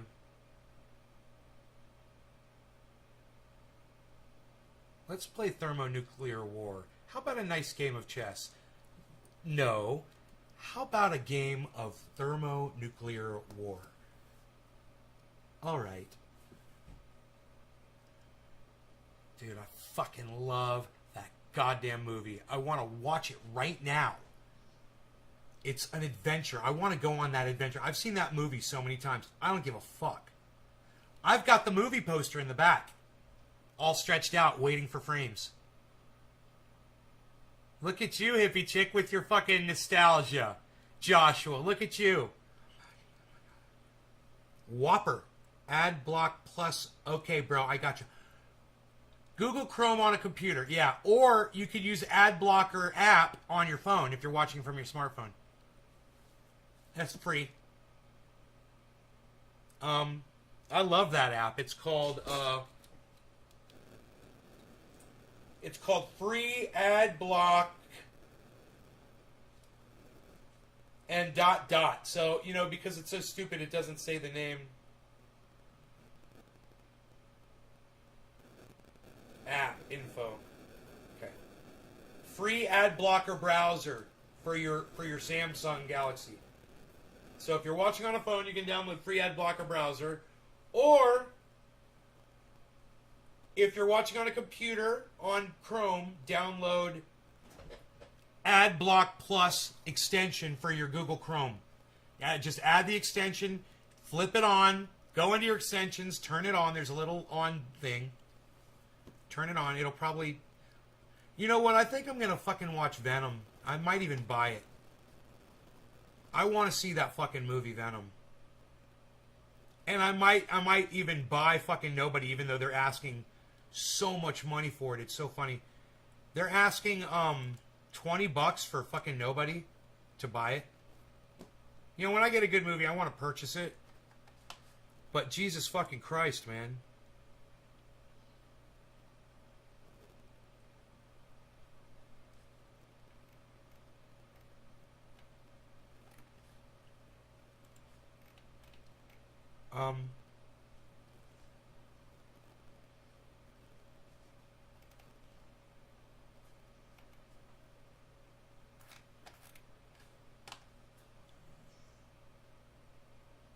You have to click on the button buy or rent to find out how much it is. They don't say. So it's $20 to buy it. It's $6 to rent it. They're asking way too much money to purchase a fucking digital movie. Win-win situation. Billy, right on. With Carnage. I spy a beezel. I spy a beezel.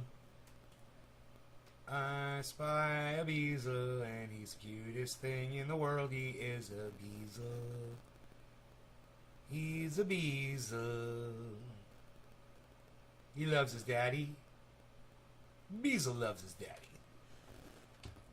We've come a long way with our relationship. It's nice. He used to not like me as much. Did you know that? Yeah. He's found a new appreciation for me, man. He just loves me now. It's awesome. We were out in the yard the other day. I was working. He went down and laid down outside the grow house. I was inside the grow house working, you know. And I fucking came outside, and he got up, and I go, "What's up, buddy?" And he fucking did a little happy dance to see me. It's fucking cool. He's like, "That's my baby boy." Yeah, I'm talking about you, baby boy. You're my baby boy.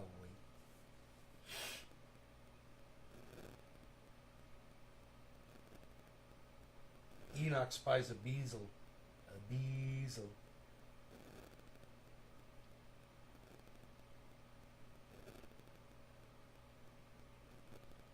Are we doing something here? I'm gonna play you some songs on my guitar after I do another bong rip. Electric guitar. Okay, if that's what you all want, fine. I will play my electric guitar. That should be interesting. Do you like the way I pretended that you guys were actually interacting with me there for a second? Isn't that fun? I think I'm going to do that all the time. I'm just going to pretend that my audience is interacting with me.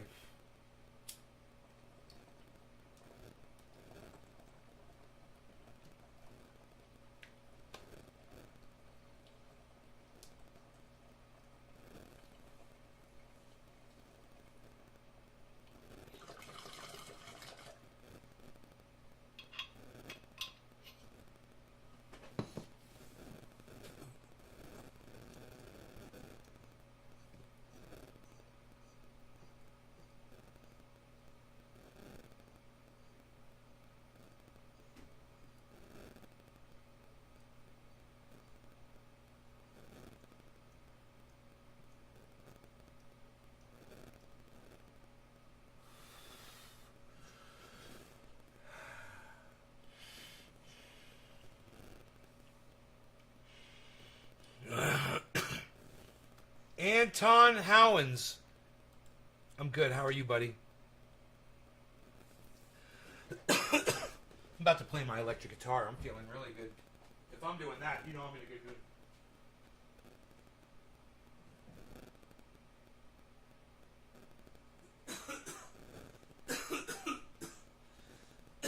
I'm going to rock this town. Rock it inside out.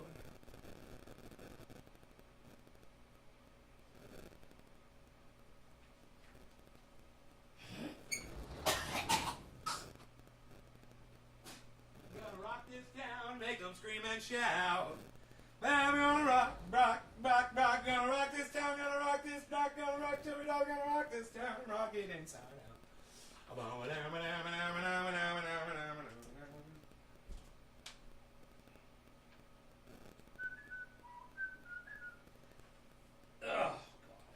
I promise not to play that song. How's that for starters?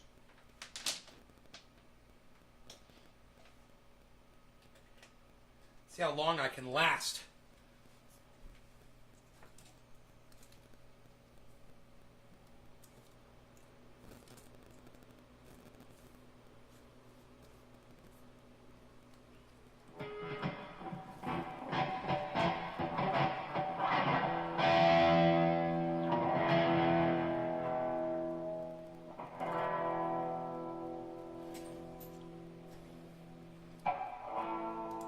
I used to have opening songs, you know? I used to have a song that I would open. I'd get up on stage, and I'd do my opener. And my opener was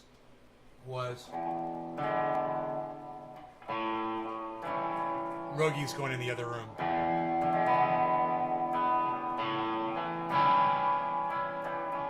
Something's happening here. What it is ain't exactly clear. There's a man with a gun over there telling me I've got to beware. He said, stop, children, what's that sound? Everybody look what's going down. Leaves are falling all around. Time goes on my way. Thanks to you, I'm much obliged. Such a pleasant stay. But now it's time for me to go. That's my way. But now I smell the rain, and with the pain, and it's headed my way.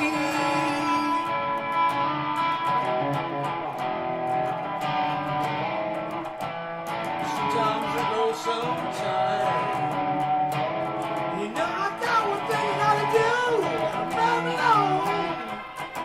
Last time is now. Sing my song.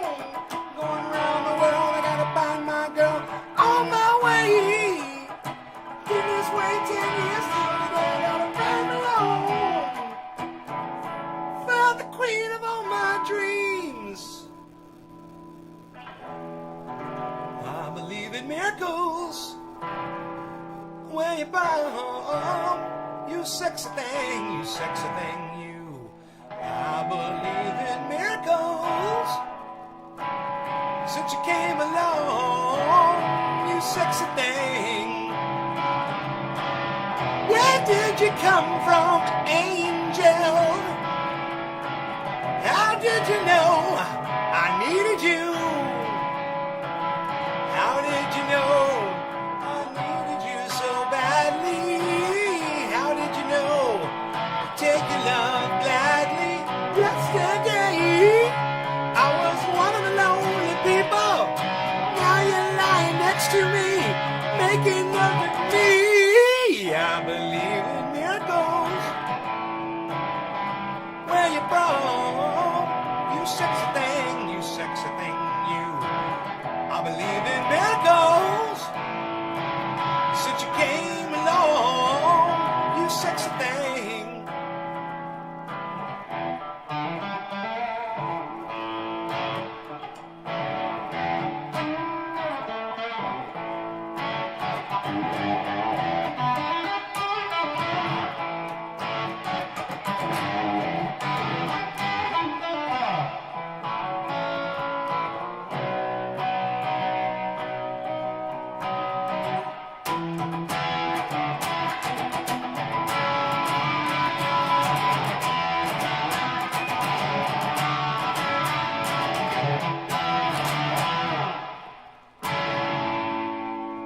Let's see what Rogi's up to here. Rogi's like trying to figure out if he wants to come in here and chill or not.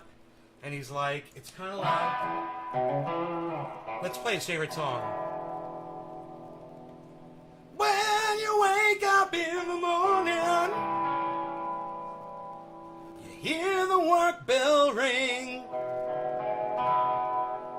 And then they march you to the table.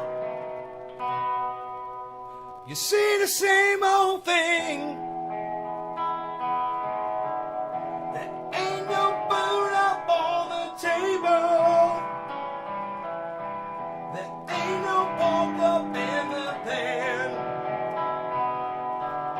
But you better not complain, boy.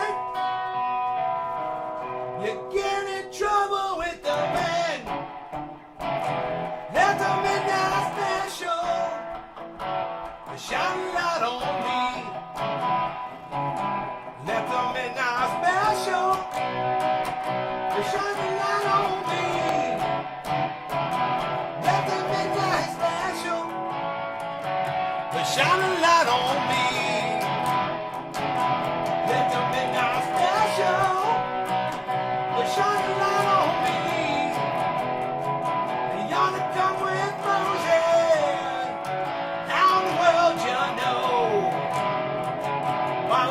Well, ain't wrong, but as the clothes she wore, the umbrella on her shoulder, piece of paper in her hand.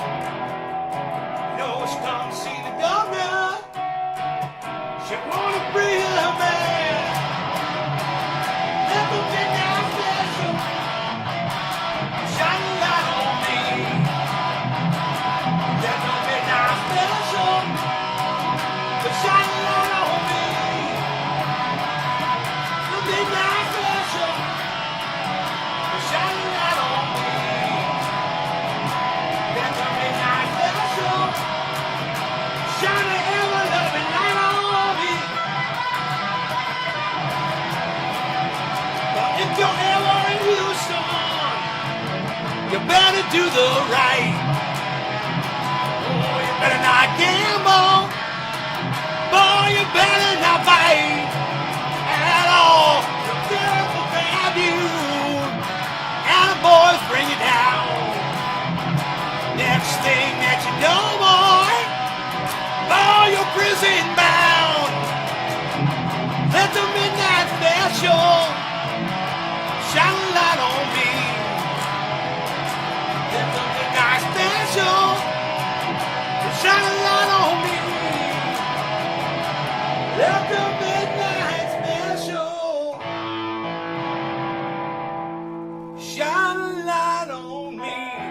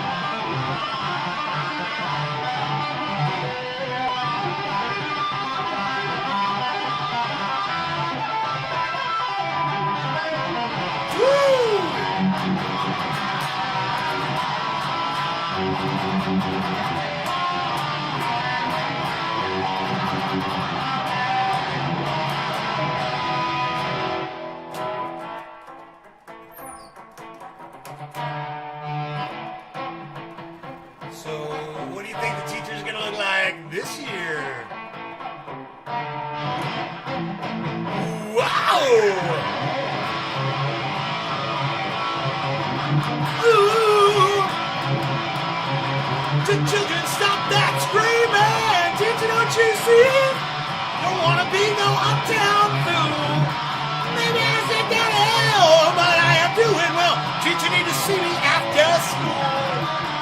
I think of all the education that I think my homework was never quite like this. Oh, I got it bad, I got it bad, I got it bad. I'm the teacher. I got it bad, so bad. I'm the teacher.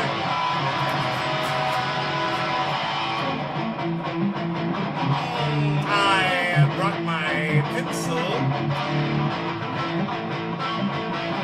Give me something to write on, man.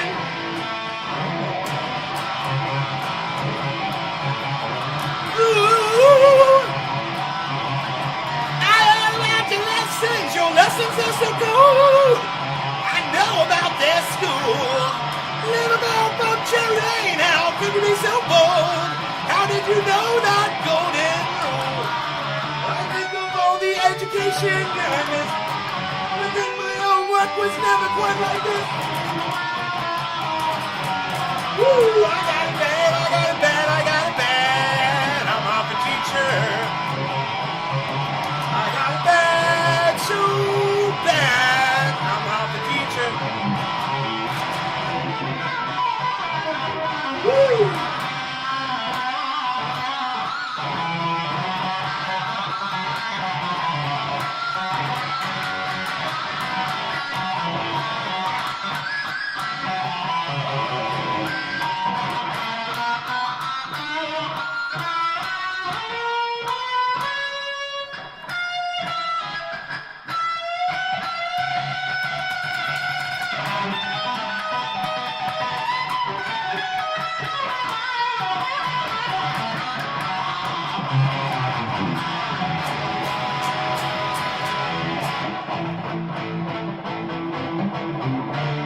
Oh, I think the clock is slow.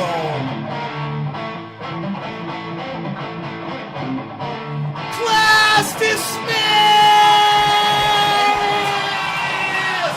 Woo! Woo! I got it bad, I got it bad, I got it bad. I'm half a teacher. I got it bad, so bad. I'm half a teacher. Oh, you're so hot! Oh, you're so hot! Oh, you're so hot! Oh my God!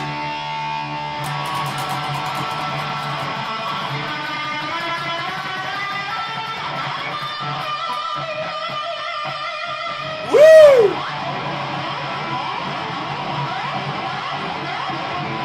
I love that little lick right there.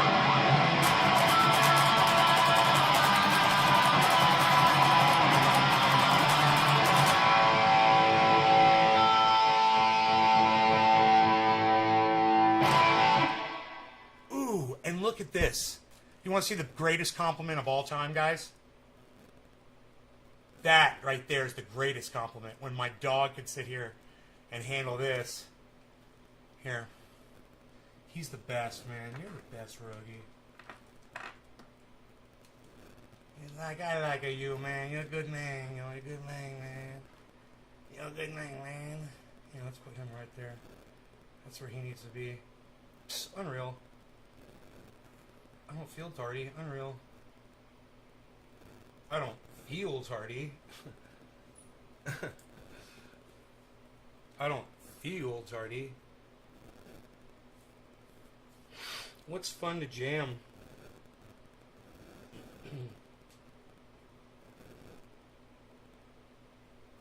I should tune this thing, huh?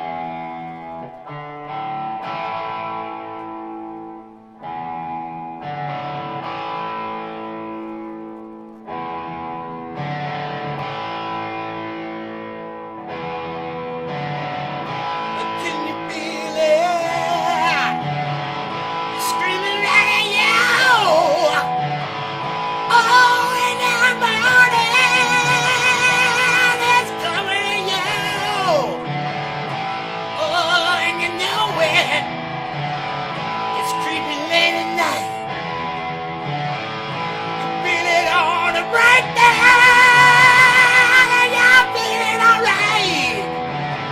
Oh, it's coming at you now. It's coming at you live now.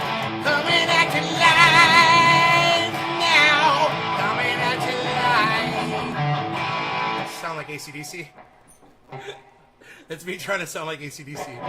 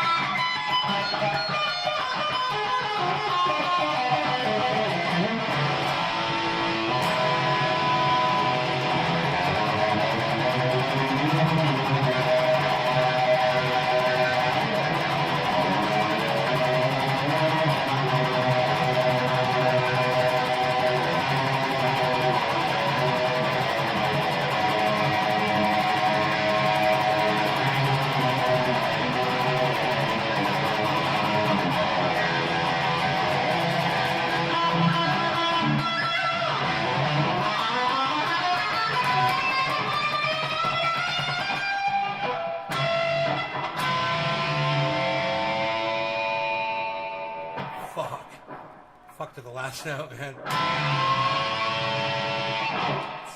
Not in tune totally. Up there, obviously. Yeah, it's out of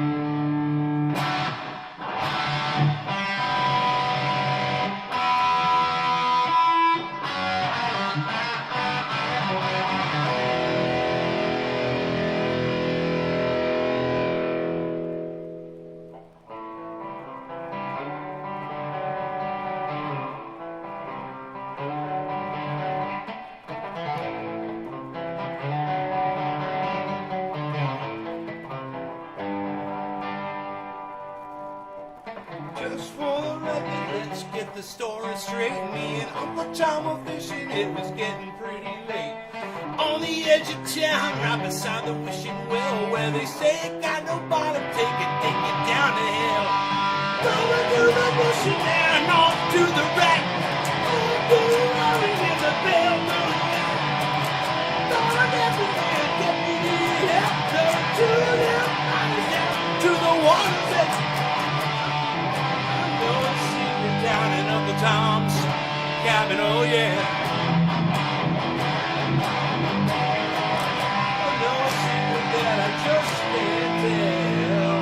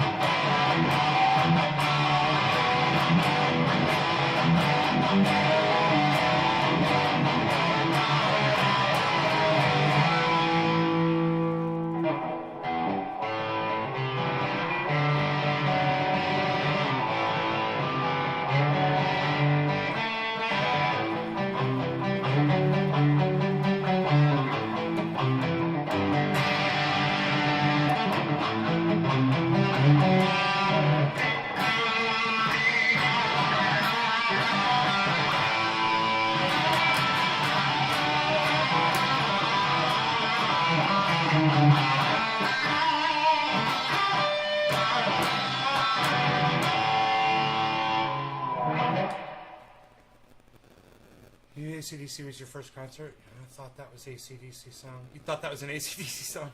I was trying to sound like AC/DC.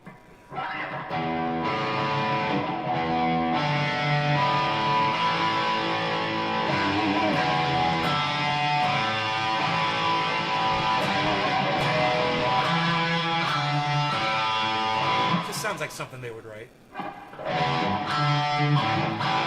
I'm a producer. I'm a studio producer, so I know how to do shit like that, I guess. Sound like certain fucking bands.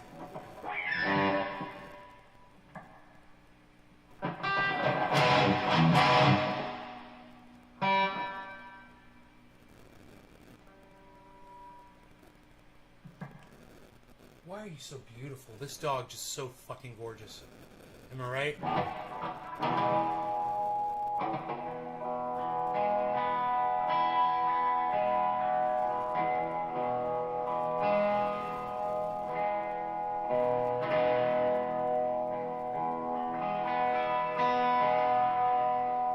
Sounds like it's in perfect tune.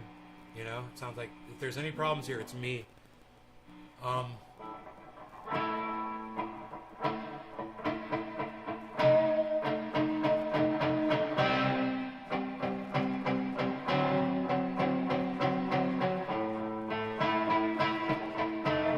It's a little out of tune.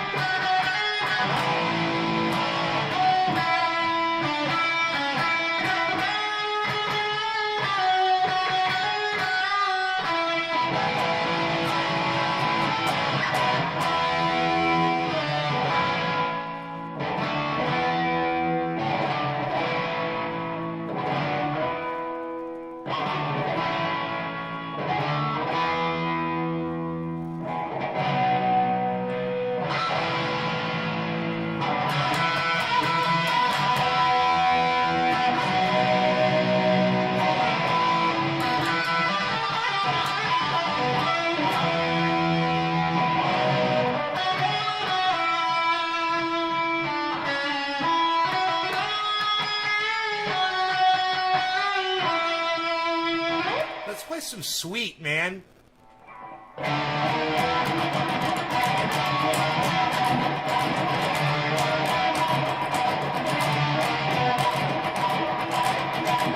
See? Andy? Okay. Mitch? Yeah, man. Well, all right, fellas. Let's go!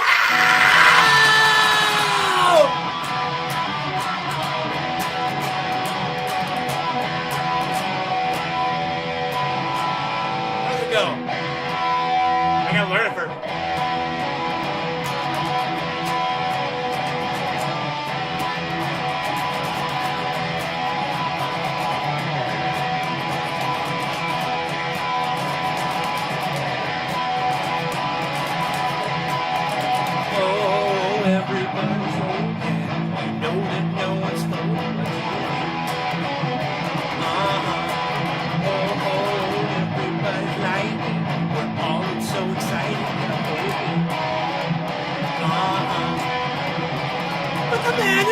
Said everyone attack and turn with a wink of his on. And the girl in the corner, which no one ignored. She thinks she's the passionate one. Oh, yeah, it was electric. It was just everybody was moving. And they all started grooving. Yeah, yeah, yeah, yeah. And the girl in the corner said, oh, I want to boogie in a turn to ball. Ballroom blitz, ballroom blitz, ballroom blitz. It's the ballroom blitz. It's the ballroom blitz. It's the ballroom blitz. Yeah, it's the ballroom blitz.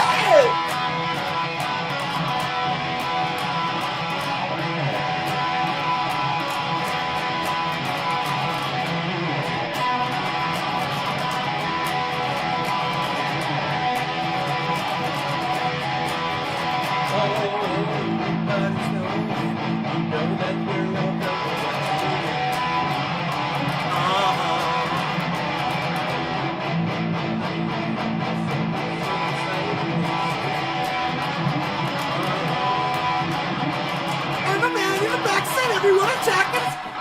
What is this? And the skies. The wink of her eye. That's what it is. Oh, yeah, it was electric. But it was hectic. Moving. What's that next chord? There it is. And they all started moving. Yeah, yeah, yeah, yeah. And they all started grooving. Yeah, yeah, yeah, yeah, yeah. And everyone turned to a ballroom blitz. And the girl in the corner said, oh, I want to boogie, and it turned to a ballroom blitz. Ballroom blitz. Ballroom blitz. Ballroom blitz. Ballroom blitz. It's the ballroom blitz. It's the ballroom blitz. It's the ballroom blitz.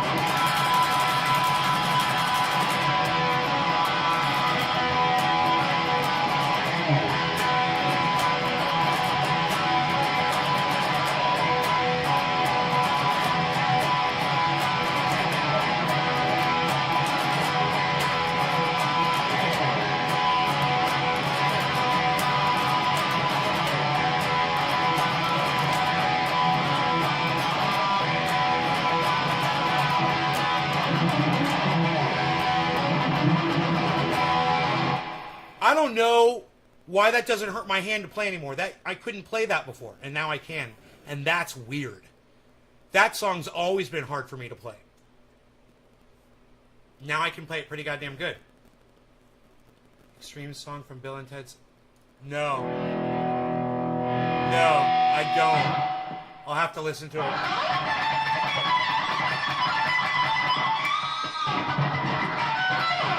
Super sweet, challenging, what they used to call it, so triumphant licks, bro.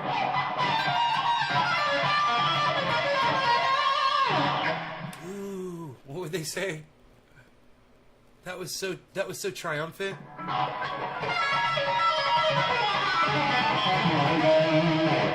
Wow, triumphant, dude.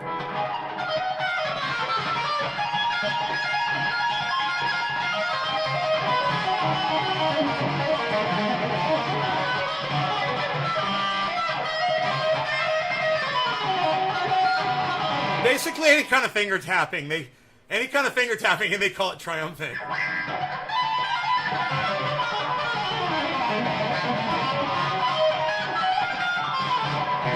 If you put your fingers on the right notes, watch this.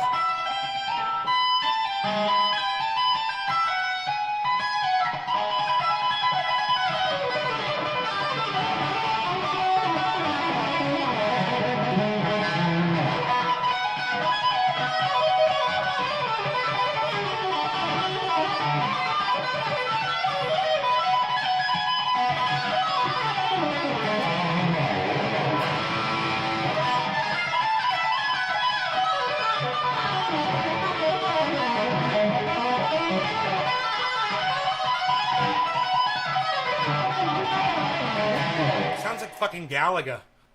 Sounds like you're playing a game of Galaga. Little fuckers are coming after you. Pew, pew, pew, pew, pew, pew, pew. Ah, pew, pew, pew, pew. If you knew that song, it would be most triumphant. Oh, most triumphant.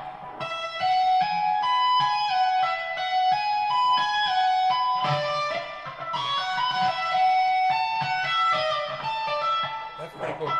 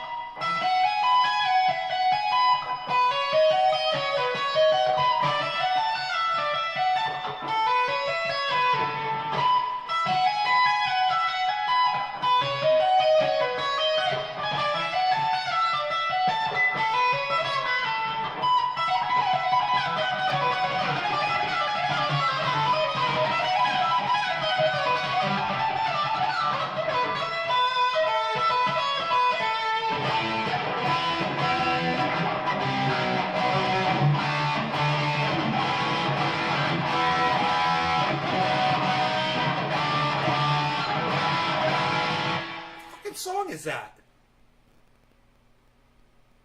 It's reminding me of a song. I don't know what it is. I was more.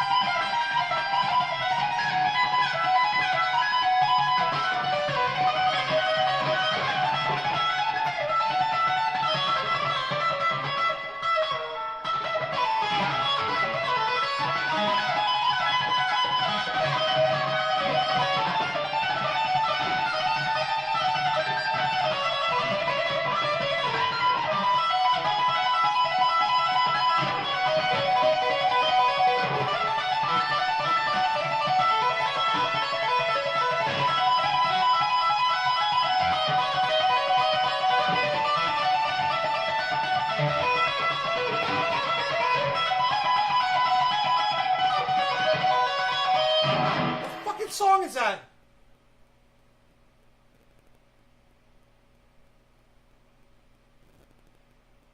It's coming to me.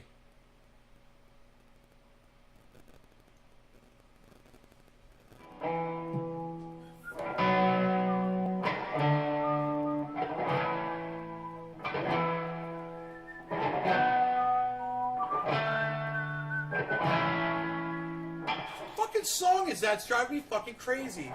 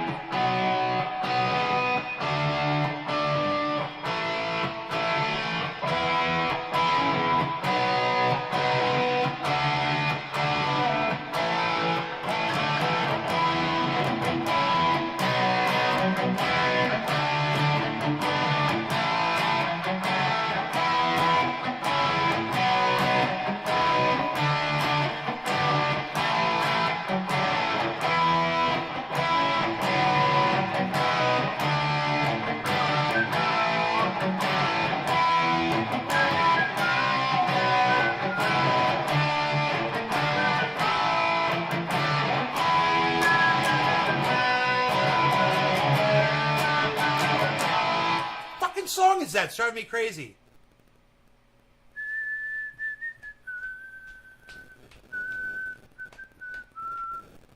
I know it's right on the top of my. It's right on the tip of my tongue. Not feeling that way.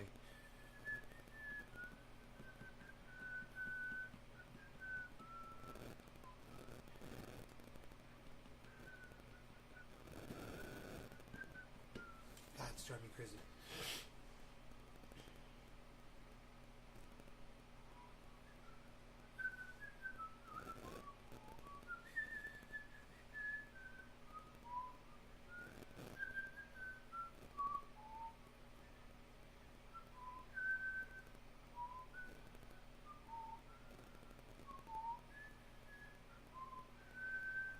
It's coming to me. It's coming to me.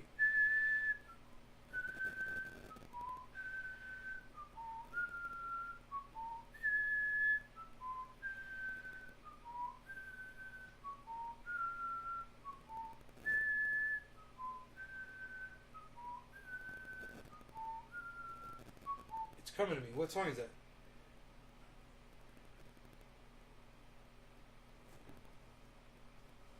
I don't know, man. I don't know what song that is. But I know what the chords are.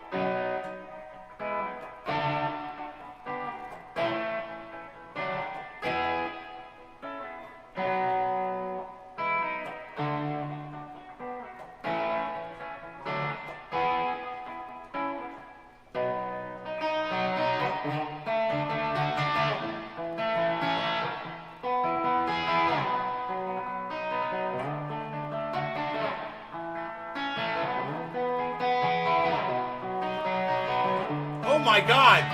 It's one of my songs. I look twice as I'm turning my back on them. Oh, isn't it nice as I'm walking away from them? Oh, isn't it nice? That's my fucking song. I'm like, that reminds me of a song. Isn't that funny? It was my fucking song. You want to hear the song? Here's the song. It goes like this.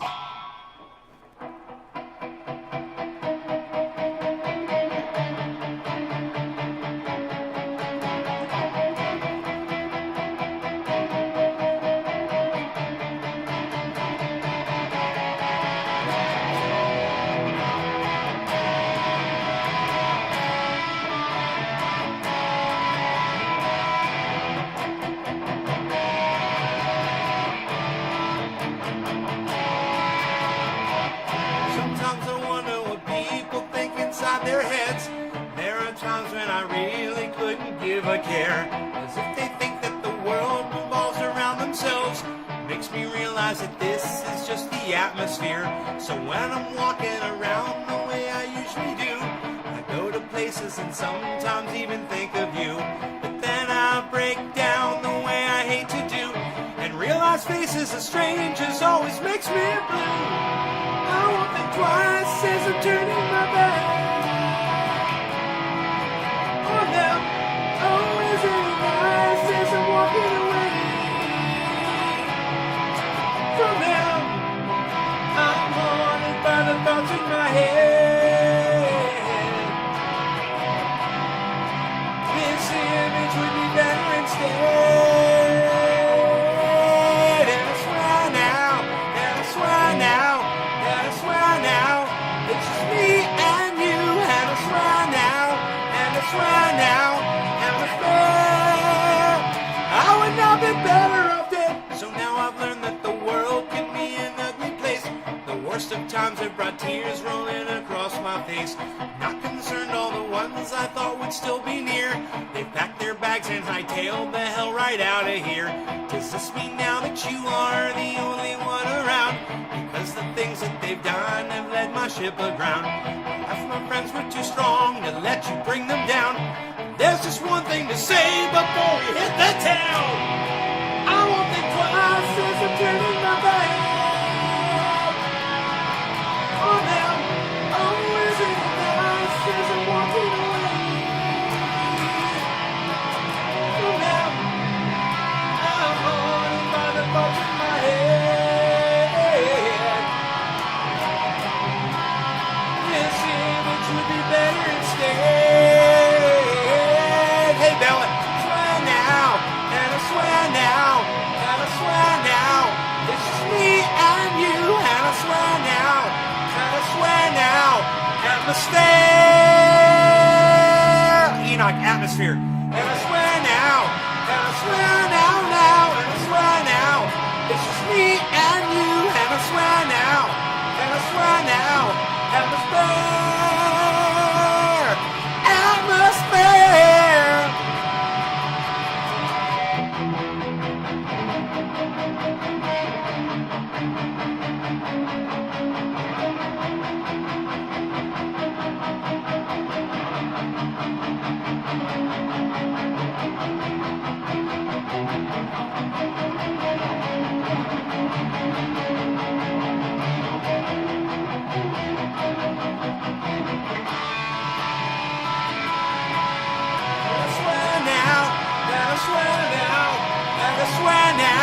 It's just me and you. And I swear now, and I swear now, atmosphere.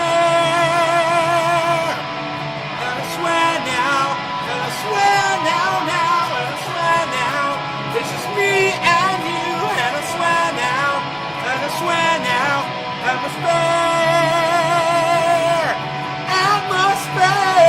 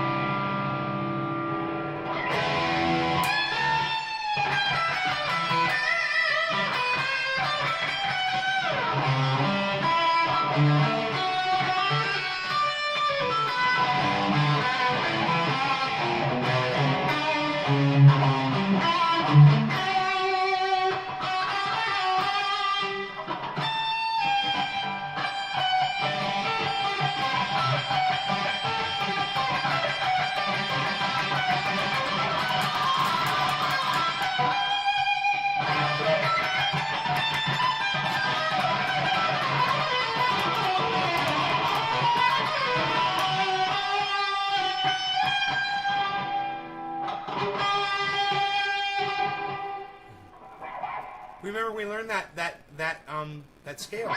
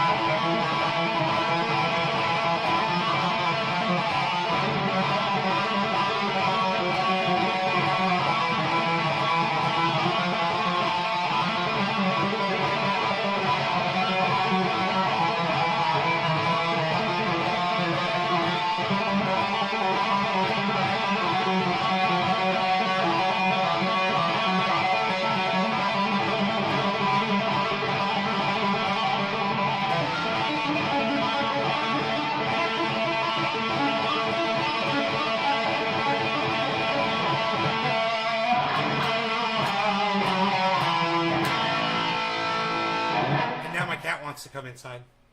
Margie goes, you rock, Margie, you rock for listening to me. I'm just glad somebody's listening. It's fun to have people listen, whether I'm speaking or playing guitar. Come on in, Harles. What's up, buddy boy? Buddy boy, buddy boy, buddy boy, buddy boy, buddy boy, buddy boy, buddy boy, buddy boy, buddy boy, buddy boy, buddy boy, buddy boy. You got what you need over there, buddy?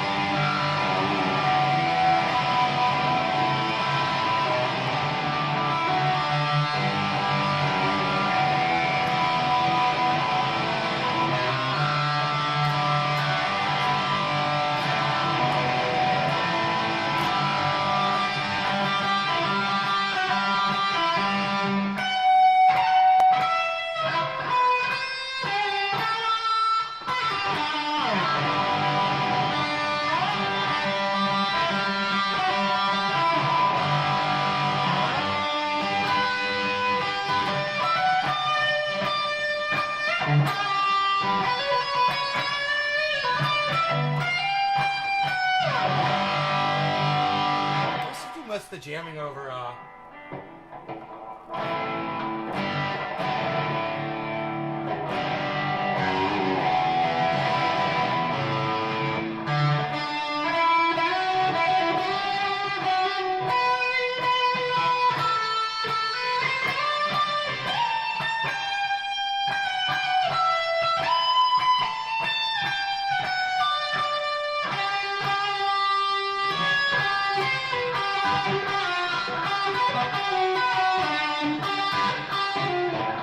It's so hard to be fucking musical.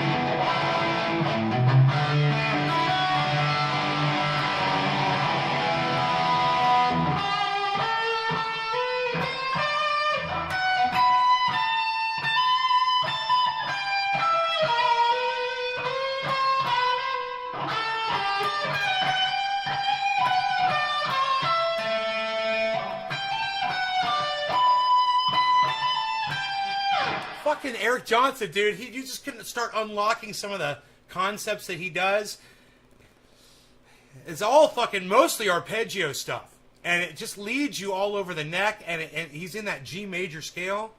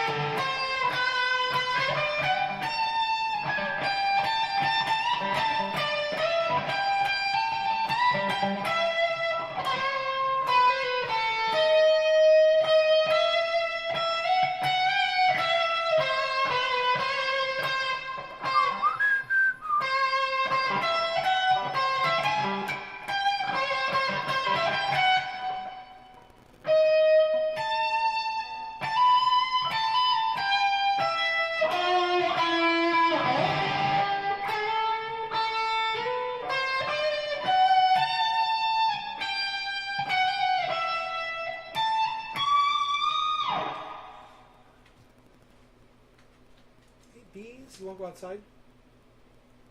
You go outside, Beazle? I wouldn't mind going outside with you. I gotta eat first, but you can go outside. Go outside.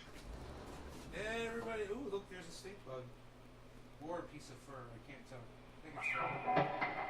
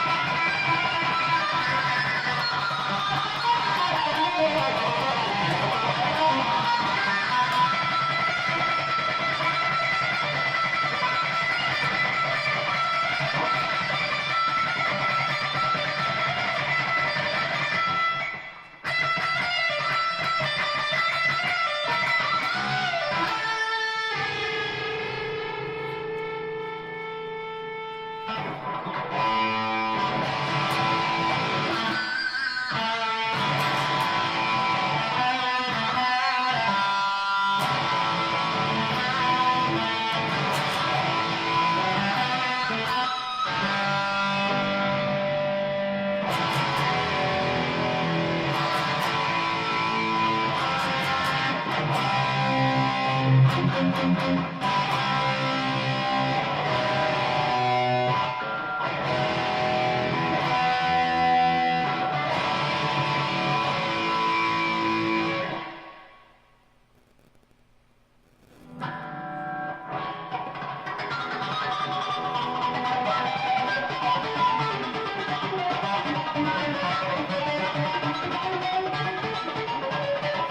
Because I do the sparkly sound? Because I do the sparkly sound? The sparkly sound?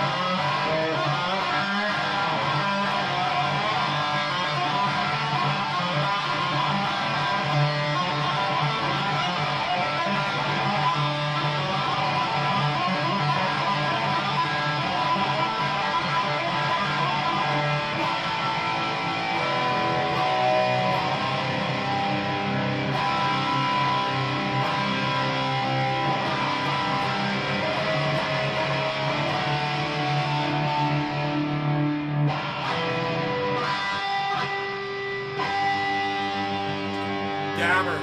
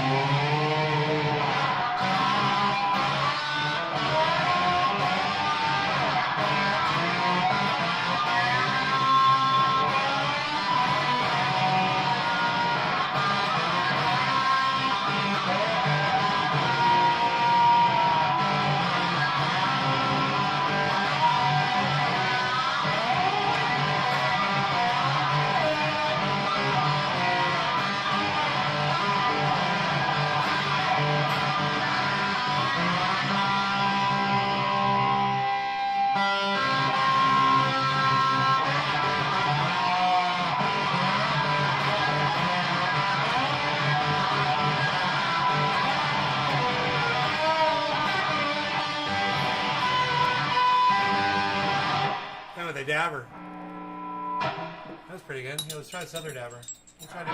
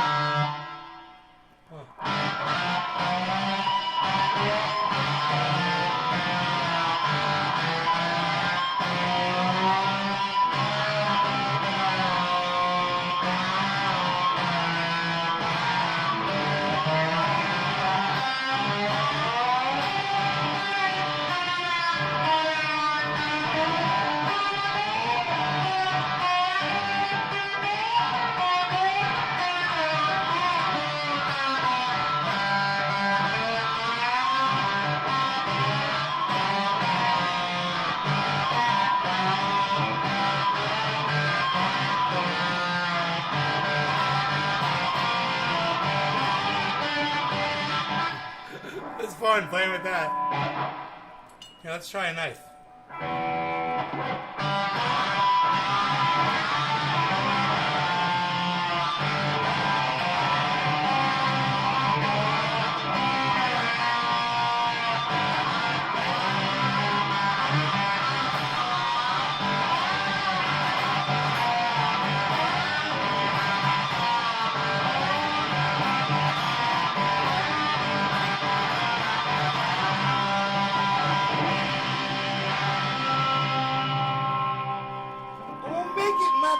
day.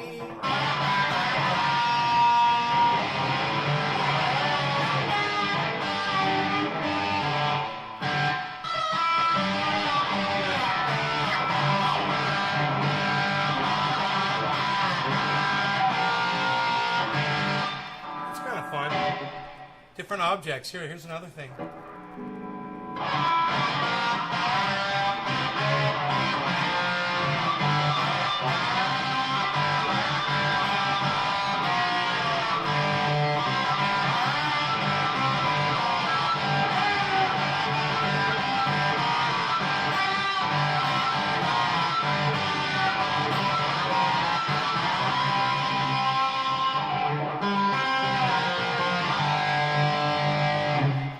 That's kind of cool. All right, you guys, take care. I love y'all. I'll see you this afternoon sometime. All right, 4:20ish. I see a 4:20 show coming this afternoon. Love you guys. Take care. Bye, guys. Bye, everybody. Hope you had fun.